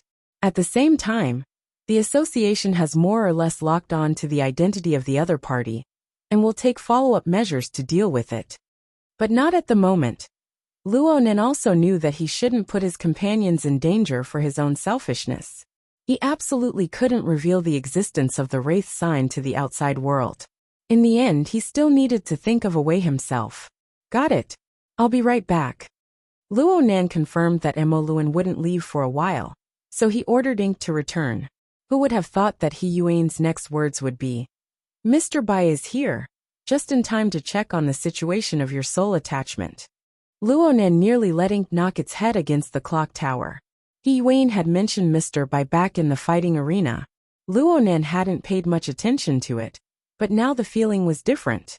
Don't look at how passive Mr. White was when he faced Mo Luan. However, on the mental plane, his light muslin and misty infiltration method was extremely exquisite. Ink's situation couldn't be hidden from others. It wouldn't be a big deal if his soul-leaving body was exposed, but after going through so much trouble for so long, it would still be awkward if it was exposed again. Luo Nan really didn't have a good solution. He could only take it one step at a time. As they spoke, He Yuan and the others began to clean up the battlefield. Although the process was a bit tortuous, the people who participated in the operation all escaped unscathed, and the atmosphere was still relatively relaxed. The injured and unconscious Rue had already been carried into the prepared battlefield ambulance and given emergency treatment to reduce radiation damage. On the other side, Jack's body was also moved back. A group of people gathered around to study it. It was said to be a corpse, but it was actually the Deep Blue Walker's exoskeleton armor. At this moment, whether it was inside or outside, it was a mess. All sorts of remnants of human tissues and destroyed spare parts could be seen. It felt like a pile of garbage. It was impossible to see the might he'd displayed when he'd fought Cragburst and Giant Arm. At this moment, the sound of flapping wings could be heard. Ink flapped its wings and entered through the window of the abandoned building. Compared to its own kind, its enormous size and astonishing speed were rather eye-catching, attracting the attention of the people who were cleaning up the battlefield. Mr. Bai, who had been recuperating, raised his head. He didn't say anything, but his smoke-like will spread out from the depths of the void. If this chapter is not finished, please turn the page. Locked onto Crow. Luonan hurriedly let ink descend to the ground where Mr. Bai was sitting. At the same time, he greeted through the hexa ear. "Hello, Mr. Bai. I've troubled you." He felt like he was a patient seeking treatment. And Mr. Bai was the highly skilled doctor. Mr. White grinned. This little old man, who was famous for his dream technique, was always in a slack and sleepy state. He sat on the ground with his back bent, as if he could fall asleep at any time. However, under Mr. White's half-lidded eyelids, his eyes were extremely bright. Along with the smoke that filled the air in the spiritual plane, he covered Ink's body. Very quickly he let out an "oh." Wayne and Cragburst had walked over even earlier, but they maintained a certain distance in order to avoid disturbing Mr. White's observations. Cragburst was the first to make the judgment of spiritual attachment when he saw Mr. White's reaction. He couldn't help but ask, "How is it? Is it spirit attachment or soul attachment?" "I can't tell for now." Mr. White was quite frank, but he immediately praised. "It's a bit different from what I thought before. Little Luo's way of doing things is quite reasonable. His methods are cautious and strict. He has his own standards. Not bad, not bad." Luonan didn't hide anything. In the eyes of an ability user of Mr. White's level, it was impossible for him to miss the faint radiance of the diagram structure under the cover of the crow's black feathers, as long as he paid careful attention. Wayne and Cragburst also discovered this situation one after the other. Wayne hesitated for a moment before saying, "Format? Thank you for swallowing the archetype." Luonan secretly sighed with emotion. Yen Hong's archetype formatting theory was indeed deeply ingrained in burners, including ability users. It wasn't something that could be reversed in a short amount of time. Cragburst scratched his head. "I don't think this diagram was there in the beginning, but I did see it when I was rushing over here." Luonan rushed to explain. "I just realized it not too long ago. It's mainly for adjusting my state." Wayne set the tone with a single sentence. "Is there any danger?" "Common sense says that the more there is a method, the lower the risk. But we can't make a conclusion lightly." Mr. Bai stood up as he spoke. "How about this? The matters here are more or less settled. I'll make a trip to the hospital with little Luo, since I have nothing better to do. I'll give it a try and take a look. It's better than anything else." Wayne said, "That would be best. I'll arrange a car." Don't be fooled by Mr. Bai's slack and sloppy appearance. Once he took action, he was truly swift and decisive. And he did it in a straightforward manner. This chapter isn't finished. Please turn the page. Luonan didn't have the time to express too much before he was brought onto the flying car that headed towards Xia City's Renai Hospital. Luonan didn't really care about anything else. The only thing that worried him was the distance between him and the Wraith sign. Luckily, the connection between the two was still stable and secretive up to this point. Mr. Bai asked Luonan many questions along the way. The main questions were about how to establish a relationship with the crow, how to control it, and so on. Luonan saw that there was a way, so he took the initiative to talk about the origin of ink. He spoke half-truths and half-lies. "I sensed ink at the time and locked onto it. Then I felt like my soul had left my body." This was an ambush for the possibility of him being exposed later on. However, Mr. Bai clearly didn't think that much.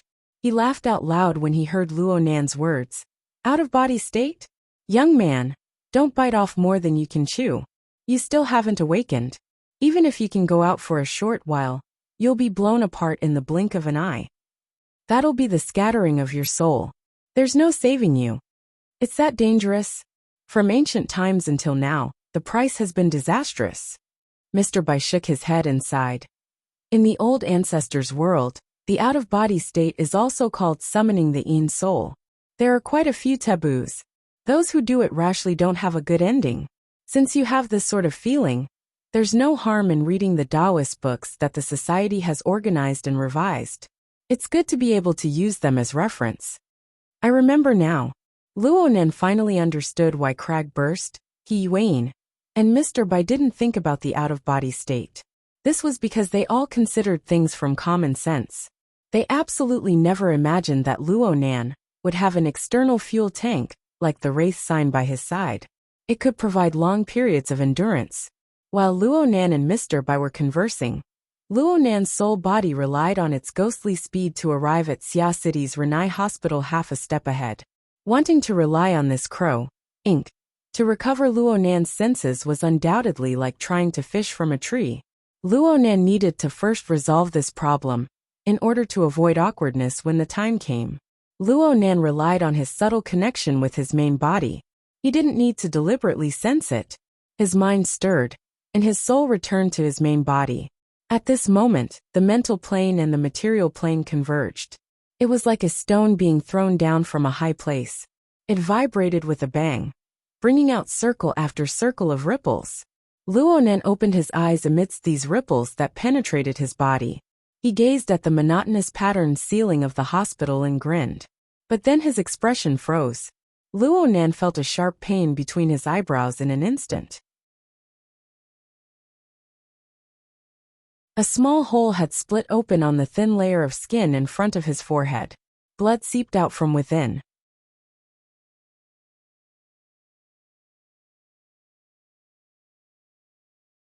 Chapter 156. Luonan didn't dare to move at all. His entire body was as stiff as a block of wood. But even this wasn't enough. It wasn't just his forehead. His scalp, cheeks, shoulders, and many other parts of his body felt like his muscles were being torn apart. Furthermore, the pain was still spreading. It was as if his body had suddenly turned into a thin bag filled with razor blades. Any slight movement would cause thousands of blades to pierce through his body. His soul and body were in serious disharmony. Luonan's insight and knowledge had greatly improved. He was able to grasp the root of the illness in an instant. He had once heard He Yuan mention the serious problem of the imbalance between the mind and the body, but it was only a conceptual understanding. Now he had finally experienced it for himself. Originally, his soul and physical body came from the same source and fused into one. Their energy and information were interlinked and operated in sync. Naturally, there was a relatively harmonious rhythm. Even if there was something out of line, it was still within the range of adjustment. However, Luonan's soul strength had received 2 consecutive benefits from the sacrificial offering in a single night. His soul strength had grown substantially, and he had also comprehended the mysteries of soul breathing. The corresponding changes in the operating form of energy and information were practically revolutionary. After his soul and body became one, this transformation was quickly reflected in his body. An increase in soul strength was a good thing, and soul breathing was an even better thing. It represented Luonan's current highest achievement in the mutual interference of the mental and material planes, the circulation and utilization of energy and information. The problem was that the material foundation of the soul and the fleshly body was ultimately different. From the display of the Dynamo Core's Tower of Babel, it could be seen that the soul was more or less a composition structure of energy and information. As long as the basic structure operated well, no matter how complicated the adjustments were, it could often be done with a single thought. However, the physical body was limited to basic physical properties. The various functional systems and organs had different carrying capacities and tolerances. The transmission of energy and information also required the action of a variety of chemical substances, which involved an extremely complex integrated system. Luonan started with the nervous system. He used various nerve drugs, walking on the line between life and death. He used a full 5 years of time, before he was able to adjust the structure of his body to the requirements of the format of My Heart's a Prison. How was it possible for him to keep up with the new rhythm of soul breathing within a second? Only by comparison could one see the disparity. At this time, one could see the heaven-defying nature of Ruiwen's body. He didn't look particularly strong, but he was able to keep up with the changes in the rhythm of his soul. No matter how extreme the situation was, he was able to withstand it. This was already far beyond that of an ordinary person. If this chapter is not finished, please turn the page. The category of such functions. There was no point in being envious. That attack just now had only torn his muscles.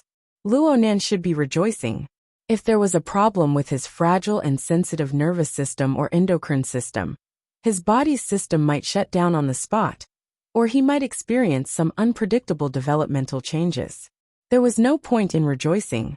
If this situation were to continue, then Luonan's worries would have an extremely high probability of occurring. Hey Xiao Luo, are you distracted?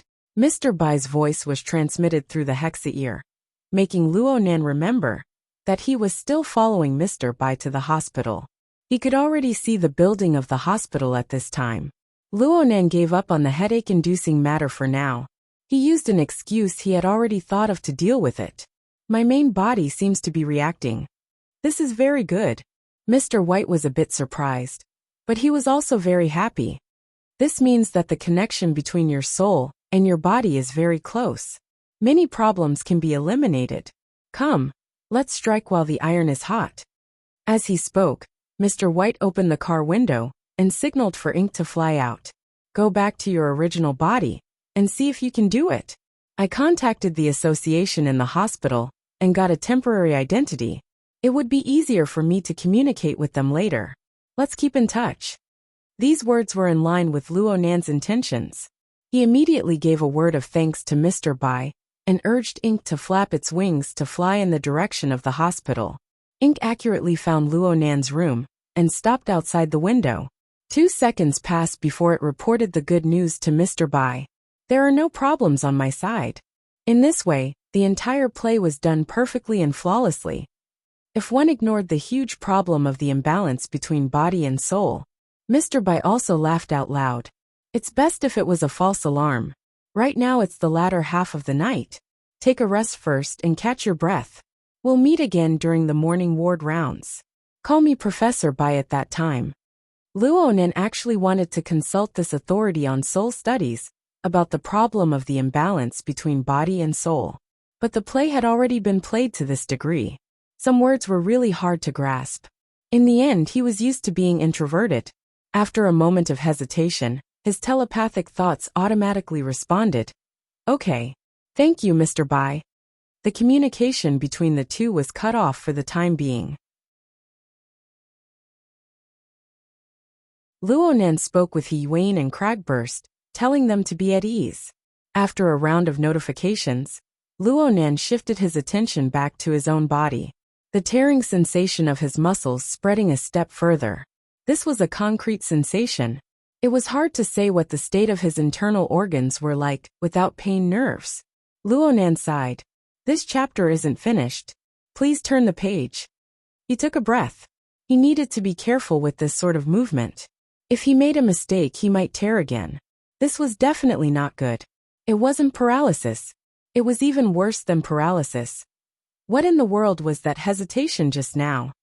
Luonan felt that he had done something stupid. In the end, he wasn't a true idiot who wouldn't turn back until he hit the wall. He knew that he absolutely couldn't afford to be stupid in this sort of matter. He immediately tried to contact Mr. Bai again.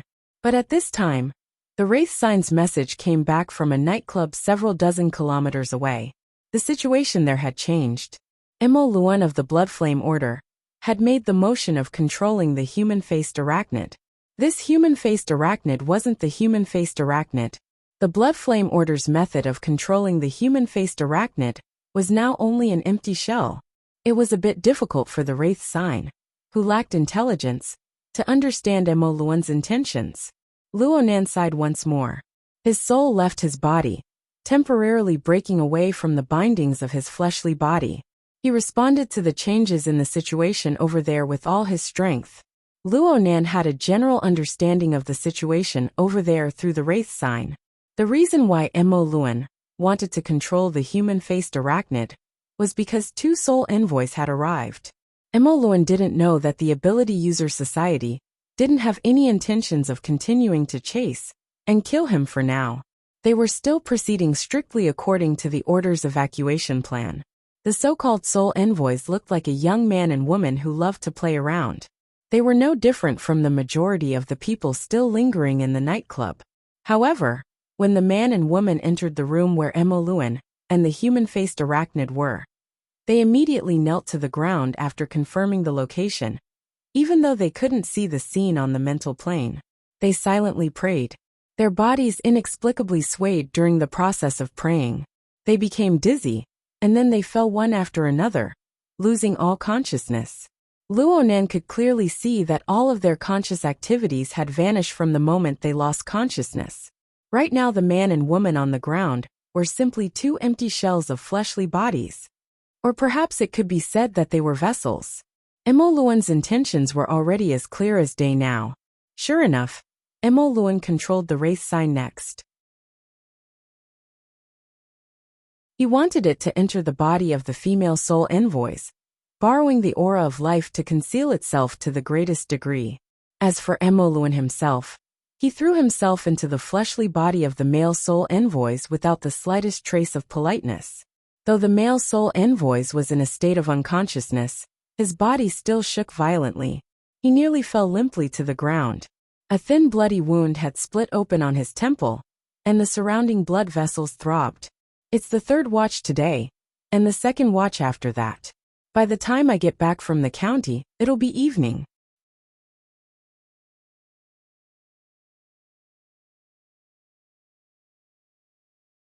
Chapter 157. It was as if Luo Nan was looking at a reenactment of the difficult problem he had encountered in the past. Judging from the current situation, it was clear that the soul envoy's body couldn't bear the infusion of Mo Luan's soul energy and was damaged. How would Mo Luan solve this problem? In the event of an accident, he couldn't command the soul envoy, who could be cut into pieces at any time, to fight, could he? With the wraith sign acting as a fulcrum and cover, Luo Nan opened his God perspective to conduct a comprehensive observation of Mo Luan. Mo Luan was completely unaware of this. He adjusted step by step, allowing the soul envoy to gradually adapt to the infusion of soul power. Luo Nan had already exposed his method of operating energy and information back at the wraith sign. Luo Nan observed and guessed, and he was able to figure out most of Luo Nan's steps. Is that so? Luo Nan was like an apprentice. He followed the movements of his instructor and began to try them out. The first is self-limitation. He adjusted the rhythm of his soul's breathing and slowed down the speed and efficiency of his energy and information circulation. He even intentionally blocked some of them to reduce the enormous pressure on his body. The range of Luo Nan's mental senses began to greatly shrink. From a radius of 800 meters, it shrunk all the way to less than 10 meters. At this point, it was only about 1% of the soul's spiritual senses. No matter what, it couldn't shrink any further. This was the bottom line for maintaining the soul's current configuration and rhythm. It was a basic unit. But even so, it was nearly twice as large as the 5-meter radius yesterday morning, and the information processing pressure was still not small. This was the second step, keeping a distance. Luo Nan followed Mo Luan's method and let his soul lean into the depths of the mental plane. He maintained a state that was neither close nor distant from his fleshly body. Well, it was like he was dreaming. Mo Luan had used this method to reduce the pressure on the spirit envoy's body. However, the biggest problem was that the information exchange between the material and the spiritual plane was somewhat stagnant, which affected the secretion of some neurotransmitters. His mind was in a trance, similar to sleepwalking or even taking drugs. In the end, this was only a temporary measure, and it wasn't a permanent solution. Luo Nan was a bit disappointed, but in any case, this method helped him extricate himself from his awkward state of paralysis. After Mo Luan completed the sending soul, he did not rush to leave the nightclub. Instead, He took the magic talisman out of the box and wandered around the nightclub. If this chapter is not finished, please turn the page. He walked around, adjusting the soul attachment form to the best state. Luo Nan temporarily lost the value of observation, and his mind flowed back. He could not help but yawn, nearly falling asleep. He didn't want to use sleep to scare people anymore. So he suppressed his sleepiness and sat up on the bed unsteadily. Faint sunlight shone through the curtains into the room. Time flew by, and in the blink of an eye, it was morning. Luo Nan thought about the twists and turns and chaos of the first half of the night, and the flow of time during this time. The stark contrast between before and after made Luo Nan feel rather emotional for a time. He took another deep breath, but when he was halfway through, the itchiness in his throat suddenly exploded, and the airflow diverged, choking him to death. He coughed repeatedly and almost couldn't breathe. At this moment, the communicator at the head of the bed rang on its own, and his aunt's extremely surprised voice came through. "Nan Nan, you're awake." He wanted to greet his aunt, but his violent cough made it impossible for Luo Nan to open his mouth. He could only force himself to raise his hand in response. The intensive care unit that Luo Nan was in was specially arranged by the society through the hospital. It was monitored 24 hours a day, and it was equipped with both professional and robotic care. Actually, the basic purpose was to refuse the company of his family to make room for the following operations. Because of the hospital's regulations, Mrs. Luo Shuqing could only use online video to check on Luo Nan's current situation. She never expected to see Luo Nan turn over and sit up the first time she checked on him in the early morning. This was a pleasant surprise, and it was no small matter. But when she saw Luo Nan's situation of endless coughing, she couldn't help but worry. Right when she was about to call for medical personnel, the door to the ward was pushed open, and a mighty procession of doctors and nurses came in. The daily routine ward round had begun. Mr. Bai was astonishingly among the crowd, and he was in the center position. Luo Nan's attending physician had to address this little old man, who had casually put on a white coat, as Professor Bai. He was extremely respectful. "Oh, the little fellow is awake. This saves us quite a bit of trouble." A nurse came forward to do a routine examination while Mr. Bai was joking. She pulled out the monitoring data from last night for Mr. Bai to look through. Mr. Bai had long since determined what happened last night. He just scanned the data and continued to joke with Luo Nan. "What's going on with your forehead? You didn't wake up from the fall, right?" The wound on Luo Nan's forehead was a tear in the epidermis. Please continue to the next page if this chapter doesn't end. The wound had already scabbed over and stopped bleeding.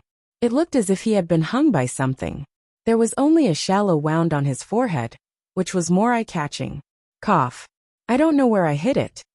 Luo Nan still couldn't stop coughing. His words were intermittent. Mr. Bai walked over with a beaming smile. He checked Luo Nan's body's condition step by step. In other words, he rolled his eyelids and so on. At the same time, Mr. Bai's voice transmitted into Luo Nan's hexa ear. "Idiot. Shouldn't you be saying something like, 'Why am I here?' Cough. Why am I here?" Luo Nan's mind had always been dizzy due to the side effects of the blood pressure reduction. He really did say whatever he was told to say. He was extremely obedient. Mr. Bai was very happy. Luo Nan's age was indeed more than enough to be his grandson.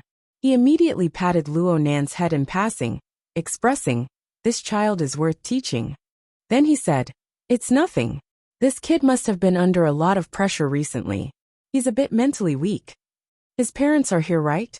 Report the situation later. I'll be right downstairs." Mrs. Luo Shuqing didn't go home yesterday. She stayed at a hotel near the hospital.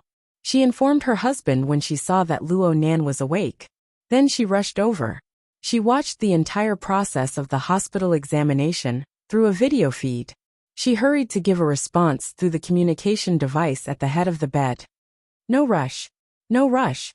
Mr. Bai spoke with his mouth, but he grabbed Luo Nan's two hands. He indicated for Luo Nan to open up his left hand between his thumb and forefinger. His right thumb gently kneaded and pressed. He demonstrated the contact points, technique and strength. "You're coughing badly. Just deal with it like this for now. Concentrate your mind. Don't be distracted. Okay. Luonan did as he was told. Sure enough, the symptoms of his coughing were somewhat alleviated. He nodded in agreement on the spot. Mr. Bai walked out with his hands behind his back, beaming with smiles. However, the connection with the Hexaear was never cut off. He shared information with Luonan, letting Luonan know of his upcoming journey. Mr. Bai symbolically checked a few more patients before meeting with Mrs. Luo Shuqing. The following words were different from what he said in the ward. Looking at the situation, it can be preliminarily confirmed that it's a disorder of the autonomic nervous system. It's caused by great pressure or anger. Did you vent your anger on your family last night? Mr. Bai adopted the attitude of a charlatan. He asked a question he already knew the answer to. He immediately drew Mrs. Luo Shuqing into a trap.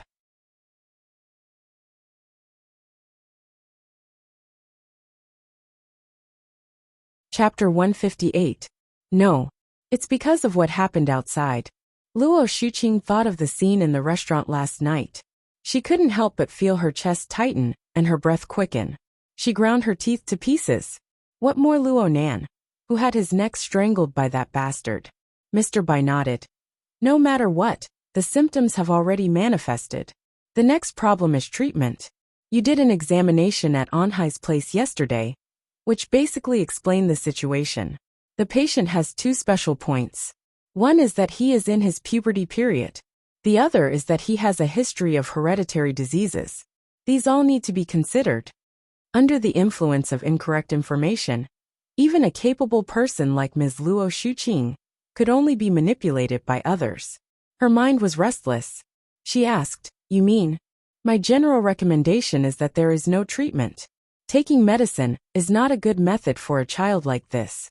Instead, he should rely on environmental regulation and self-regulation. At this stage, a family atmosphere is very important. Self-control is also very important. Simply speaking, it is to relax, recuperate, and follow a routine of work and rest. It is not recommended that he engage in heavy physical and mental activities. Of course, the current symptoms of drowsiness, coughing, and so on need to be interfered with to avoid affecting his quality of life. How about this? First, stay in the hospital for 2 days. Soak in a nutrition pod, and do some psychological counseling. Let him learn how to relax. Ms. Luo Shuqing didn't respond, but Luonan could no longer hold it in. Mr. Bai, why do I need to stay in the hospital? Because you really are sick. Your autonomic nerves have been damaged. Mr. Bai deserved to be called an authority in the study of souls. His mental cultivation was deep. He could multitask with plenty of time. The sudden cough is the most obvious evidence. Also, are you very thirsty right now? Who are you showing this early in the morning? Who are you trying to impress with your drooping eyes? For a young man who can already use Soul Host to show these symptoms, it's obvious that there is a problem with his physiology. Luonan was speechless for a moment. He watched as Mr. Bai made his aunt willingly go through the procedures with just a few words. He pondered for a long time before speaking. Is it because of the imbalance of body and soul? It's good that you know your place. Mr. Bai sighed. I can see that you are very talented in the study of souls. You learned it yourself, and you can use Soul Host to soul attach. This chapter is not finished. But which part of his body had been enlightened? Why did his spiritual cultivation improve again? I've just tested it. Your ability on the spiritual level is quite unique. Even I can't delve too deeply into it, so as to avoid causing more stimulation. But the more it was like this, the more troublesome it was. One had to know that compared to the soul, the improvement of the body was too small, and it was very easy to be left behind. In ancient times, many senior experts abandoned their bodies because of the imbalance in the progress of their souls and bodies. They were either self-righteous, or had no choice but to abandon their bodies. In the end, they were reduced to wandering ghosts, their bodies and souls destroyed. We can't be careless about this. Luonan felt very wronged. He knew the reasoning behind this, but his soul's strength had skyrocketed overnight. Was this still his fault? Well, there was no need for him to mention this particular symptom to Mr. White. Luonan tried asking. Is it okay to start training now? Mr. White snorted and said, You sick man? The most important thing now was to recuperate. Ren-Ai Hospital's nutrition cabin was very effective. Let's go through a course of treatment first to see the effect. Don't worry. It's not the usual common goods. It's the society's special nutrient fluid. This is considered a work injury. Wait until the observation period is over. If you want to get better results, you can contact the society's high-level pharmacists. 1 or 2 points should be enough to get someone to concoct medicine for you. Oh right, you just joined the society. Do you know what honor points are? Yes, I do. But I still need to use medicine? Luonan had long seen that Mr. White was a humorous person who didn't bother with trifles. He was also a warm-hearted person. Luonan relaxed a lot when he spoke. Then why did you say that there was no cure? I was afraid that your parents would give you the common goods on the market. Let's not talk about whether the target is right or not. If the stimulation is too light or too heavy, the situation will become more troublesome. What do?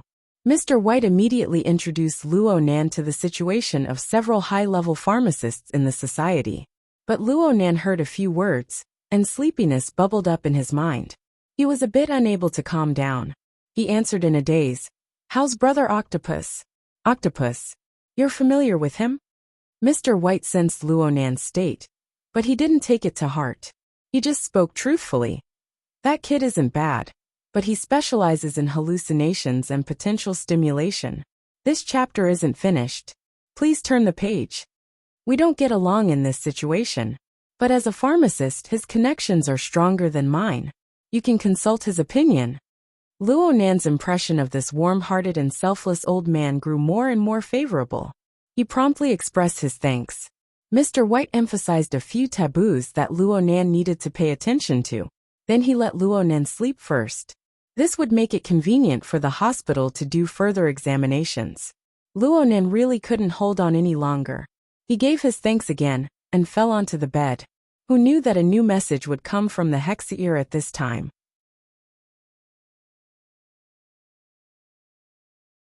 It was a brief report on last night's mission. From Luonan's understanding, a brief report meant honor points.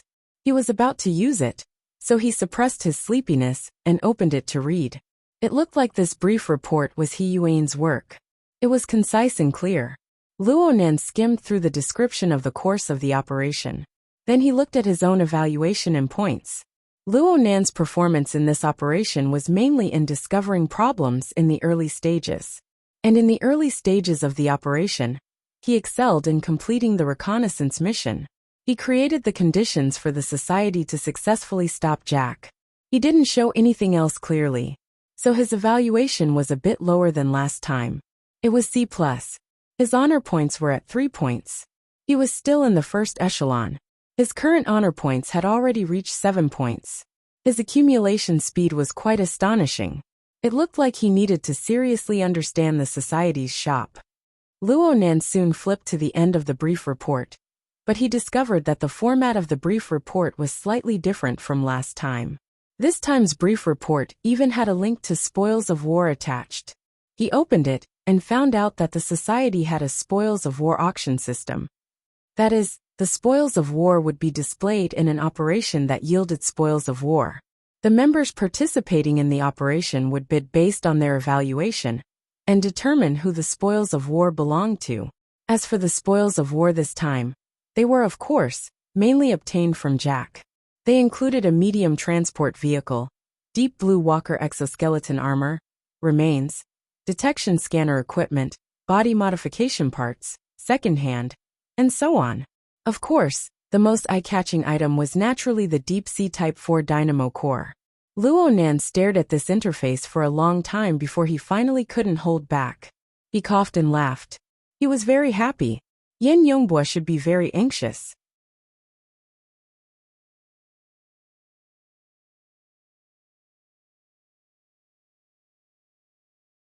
Chapter 159. Luonan paid the most attention to the Deep-Sea Type 4 dynamo core within the series of spoils of war. He remembered watching the scene from the sidelines. After the dynamo core lost the stimulation of energy and information, The separated filaments were retracted one after another. The wheat seed structure also became loose, returning to a 4 to 5 centimeter thin needle. It was very similar to his external neuron, a cutting-edge product that might very well be of the same origin as the external neuron in his possession, a direct clue that might very well be related to his father's whereabouts. Luo Nan was extremely interested in these spoils of war, just based on this point. Moreover, Luo Nan had watched the entire negotiation process between Jack and Yin Yongbua. Naturally, he knew the value of the dynamo core and its related technology. At the very least, in the eyes of those who were observant, even if all the other spoils of war were to be combined together, they wouldn't even be worth half a fraction of it. The first thing Luo Nan did was to look at the bidding situation for the dynamo core. However, the bidding description showed that the spoils of war were still in the evaluation phase. It seemed that the society was unable to determine its value. Jack's brain nucleus was also being evaluated. This was a little surprising. The brain nucleus was admittedly an important processing center for the altered human, providing high-level thinking and emotional templates. However, it was still a mass-produced product after all. There was no reason for it to be placed on the same level as the dynamo core. Oh wait, I remember that this thing was wrapped inside the dynamo core? Luo Nan recalled the situation at the time. After the dynamo core had removed its metal wheat seed form, it had indeed dropped this brain core. Even earlier, when the Wraith sign probed Jack's brain, it discovered that the dynamo core was also surrounding the brain nucleus. It was unknown if there were any special requirements inside. There were too many mysteries surrounding Jack. Thinking back to last night, he had originally wanted to find out more about Yin Yongbua, but a freak combination of factors had caused such a huge scene. Jack was one of the most important catalysts. The Deep Blue World and the Apocalypse Laboratory were all unheard of. If Jack hadn't exposed them, how would Luo Nan have known of these things? After Jack's death, many clues were lost. He wondered if the association could put in more effort and dig out more relevant information. If this didn't work, Luo Nan would have to do it himself. He was pondering over Jack's secrets when a sudden connection suddenly cut in. It was Cragburst. Hello. Hello. Scout, are you feeling better? How does it feel to have a good sleep? I still want to sleep. If this chapter is not finished, please turn the page. Luo Nan and Cragburst's friendship was extraordinary thanks to Knight's close cooperation. Still sleeping? Ruiwen is the same, even worse than you. She has never woken up, but her injuries are much more serious than yours. With that kind of injury, there's no harm in sleeping more. Though they weren't placed together, Luo Nan knew more about Ruiwen than anyone else through the intermediary effect of the format pyramid. According to his deduction, it would be difficult for the girl to wake up within the next 2 days. This little girl, Ruiwen, had an innate ability to sense danger. Even when she was unconscious, it was still operating instinctively. During continuous battles, the rhythm of her body and soul was directed towards rapid recovery. However, once the situation slowed down, the rhythm would become extremely slow. It was as if she wanted to take a long nap to conserve her energy. Luo Nan really needed to learn this method of making precise adjustments according to the changes in the external environment. Oh right, you want to play bidding? Luo Nan jumped in fright from this fellow. Even his sleepiness was swept away a bit. How did you know? Look at the interface. It's clear who's online and who's paying attention. You don't even know this. You're just a rookie, and you still want to compete with others for money? Cragburst laughed loudly. Luo Nan knew that he had made a mistake, but he didn't let go of the opportunity to understand his opponent. He asked directly, "Which one have you taken a fancy to? I'm not interested in any of them. They don't match with my abilities and hobbies." Cragburst responded quite straightforwardly. "Then why are you looking? If I can trick someone, why wouldn't I look?" Cragburst laughed again. "It looks like the middleman hasn't found you yet. Perhaps your information is classified, and he can't find a breakthrough point for now. Middleman, even if you don't ask, I'll still remind you. Look, you're a psychic. You're a mentally enhanced ability user. You have nothing to do with altered people or anything like that. I'm afraid that not many of these spoils of war have caught your eye. Luonan hesitated for a moment, but he still responded to Cragburst's words. Cragburst talked nonstop as he explained. But for our society, aside from going to the wilderness for a big gamble, there aren't many situations in which we can seize so many spoils of war within the city. The right to bid, especially the right to bid in the first wave, is truly rare. If we use it carelessly or miss it, then it would truly be a waste. When Luonan heard this, please flip the page if this chapter doesn't end, he understood. You're talking about purchasing. There's someone in the society who has taken a fancy to the items inside. They want to trade for them. Smart. But I need to add one more thing. It doesn't necessarily have to be someone from the society.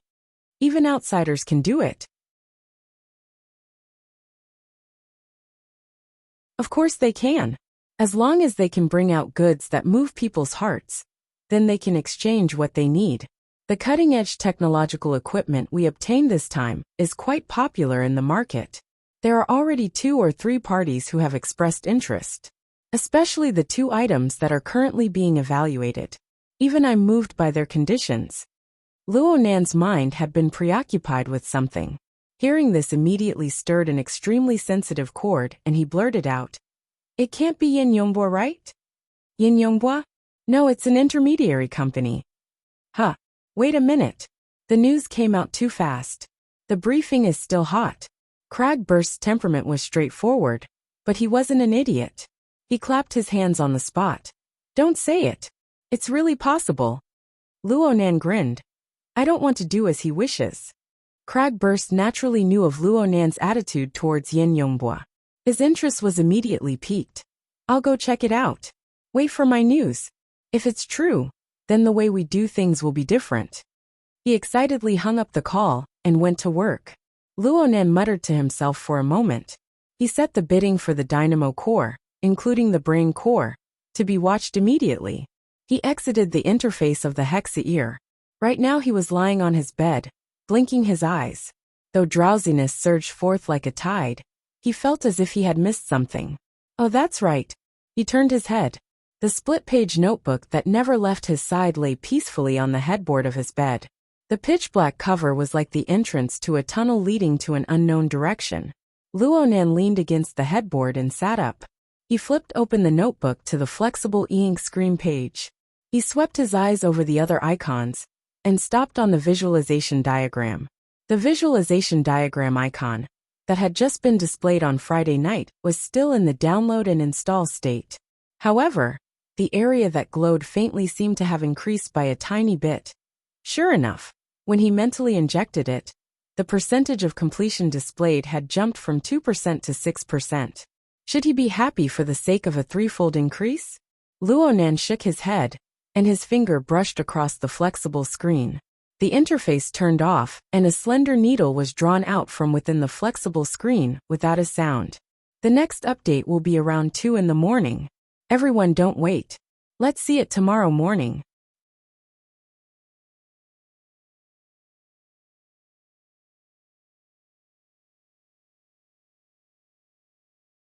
Chapter 160. Luonan focused his gaze on this dynamo core that he had long since possessed. Compared to the Deep Sea Type 4, Luonan was certain that this dynamo core was nearly twice the length of the Deep Sea Type 4. And clairvoyance on the mental plane could see that the electricity flowing on the dynamo core was much more intense. It was probably because the model was different, but he didn't know how to address it. From Luonan's current perspective, this toy, the dynamo core, was truly very peculiar. It possessed a feeling of substance on the material plane, yet it constantly affected the mental plane. The mental and the material interfered with each other, blurring the positioning of its material. It was as if the dynamo core existed in the crevice between the mental and material planes. There were simply too many things worth studying. Luonan let the dynamo core merge with his brain while he pondered. He wanted to try and see if he could be like Jack and activate this toy. Since it's an activation, we should give it some stimulation. Luonan wasn't like Jack. He didn't have a dedicated power transmission line, so he was unable to provide enormous electrical support. All he had was soul energy. He didn't know what to do either. He simply let his soul power seep in, and it quickly turned into a form of observation. The range of his spiritual senses shrank rapidly in exchange for an increase in accuracy.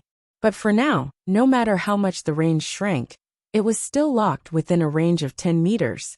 No matter how much his accuracy increased, it was still swaying around the millimeter level.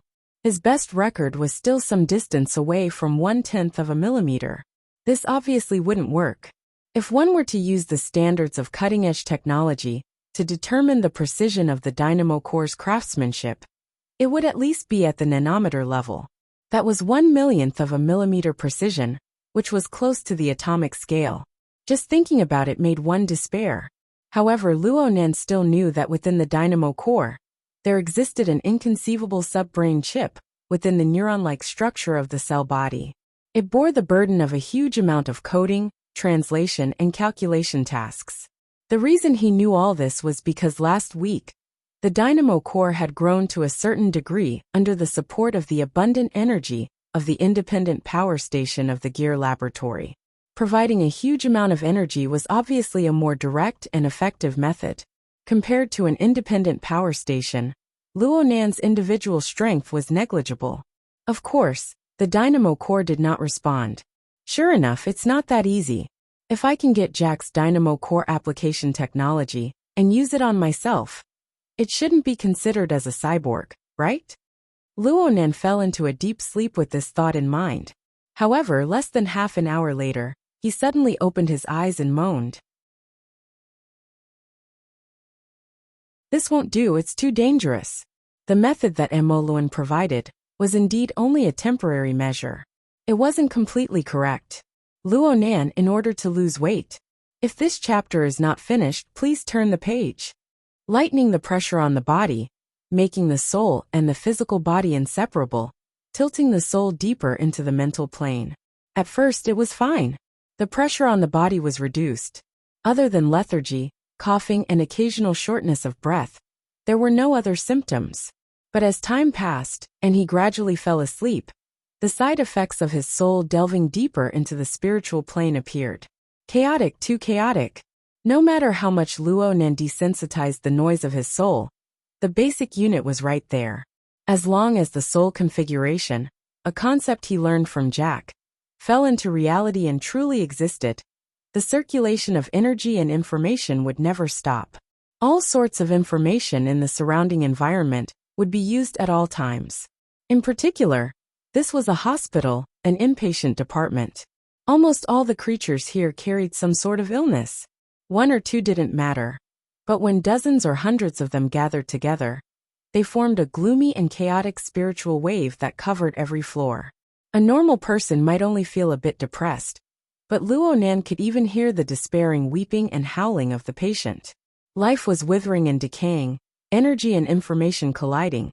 Everything was gloomy and deathly still. It only took half an hour for Luo Nan to feel depressed. He couldn't go on like this. Luo Nan tried to find a better place for his soul to rest. But the problem was that this kind of place didn't exist on the mental plane, but it was in a deep and secluded area. It was far from the material plane, so it was impossible to maintain the state of being inseparable from the physical body. Wouldn't this be an out-of-body experience? Luo Nan tossed and turned on the bed. He was clearly sleepy, but the disturbance was endless. He was tormented to the point where he wanted to contact Mr. Bai and ask to be discharged. There isn't a single one that can accommodate soul strength without leaving the body. Huh. Luo Nan suddenly opened his eyes and grabbed the notebook at the head of the bed. With a thought, the dynamo core of an unknown model seeped into his body from his palm, traveling all the way to his brain. He referred to Jack as an example, and let the dynamo core stop at the central mass between the left and right thalamus. He poured his soul clairvoyance into it, entering the marvelous crevice of mutual interference between the mental and the material. It's working. It's really peaceful. It's like there's nothing at the end of the deep void. Luo Nan really fell asleep this time. It was incomparably peaceful. It was already 4:30 in the afternoon when Luo Nan woke up. It just so happened to be visiting time.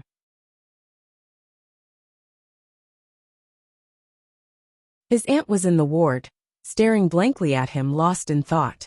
"Aunt, Luo Shuqing's gaze connected. This chapter isn't finished. Please turn the page. Her eyes were slightly moist, but she had already lost control of herself too many times since last night. She didn't want Luo Nan's mood to be stimulated again, so she took a deep breath and forcefully maintained a calm tone. Do you know how you came in?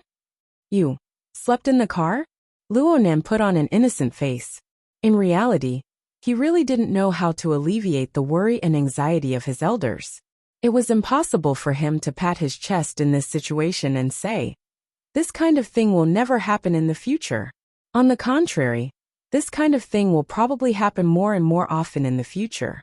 Luo Nan's hesitation made Luo Shuqing comfort him. Are you feeling better now? The doctor said that it's mainly a neurological disorder. The symptoms aren't serious, and you don't need to take medicine. Soak in a health pot a few times, stop coughing, drowsiness and other conditions, and you can go home. Normally, Luo Nan should have asked something like, what's going on in the end? But he didn't want to say these empty words at this time. He just smiled at Luo Shuqing. I don't feel anything. It's like I skipped a day of classes. I've already applied for a long-distance video course on your behalf. It starts tomorrow. The conversation between aunt and niece was about to step onto the normal track when a soft electronic sound rang out. A face that Luo Nan was familiar with appeared on the display panel of the mechanical nurse. Mr. Xie Junping has come to visit. Luo Nan was quite surprised. This person's information is quite fast. Luo Shuqing was a bit surprised. Your friend? Yes. Xie Junping pushed open the door at this time and walked in with large strides. He shouted, Junior Nan, I heard that you're sick and hospitalized. What's the situation? He was stunned when he saw Luo Shuqing when he opened his mouth. He had read through Luo Nan's information and quickly realized the relationship between the two. He immediately bowed. Hello, Mrs. Luo. I'm Xie Junping. I'm the same as Luo Nan. I'm also at Acumen College. It must be said that before Luo Shuqing saw through Xie Junping's nature, this fellow's bright and cheerful appearance gave people quite a good impression. Luo Shuqing's first impression of him was quite good. Luo Shuqing was a very traditional woman by nature. Even though she really wanted to speak a few more words with her nephew, she still paid great attention to etiquette since they were guests. She chatted a few words with Xie Junping before excusing herself to understand Luo Nan's condition. She gave the two youngsters space to converse. Xie Junping bowed all the way as he saw Luo Shuqing out the door.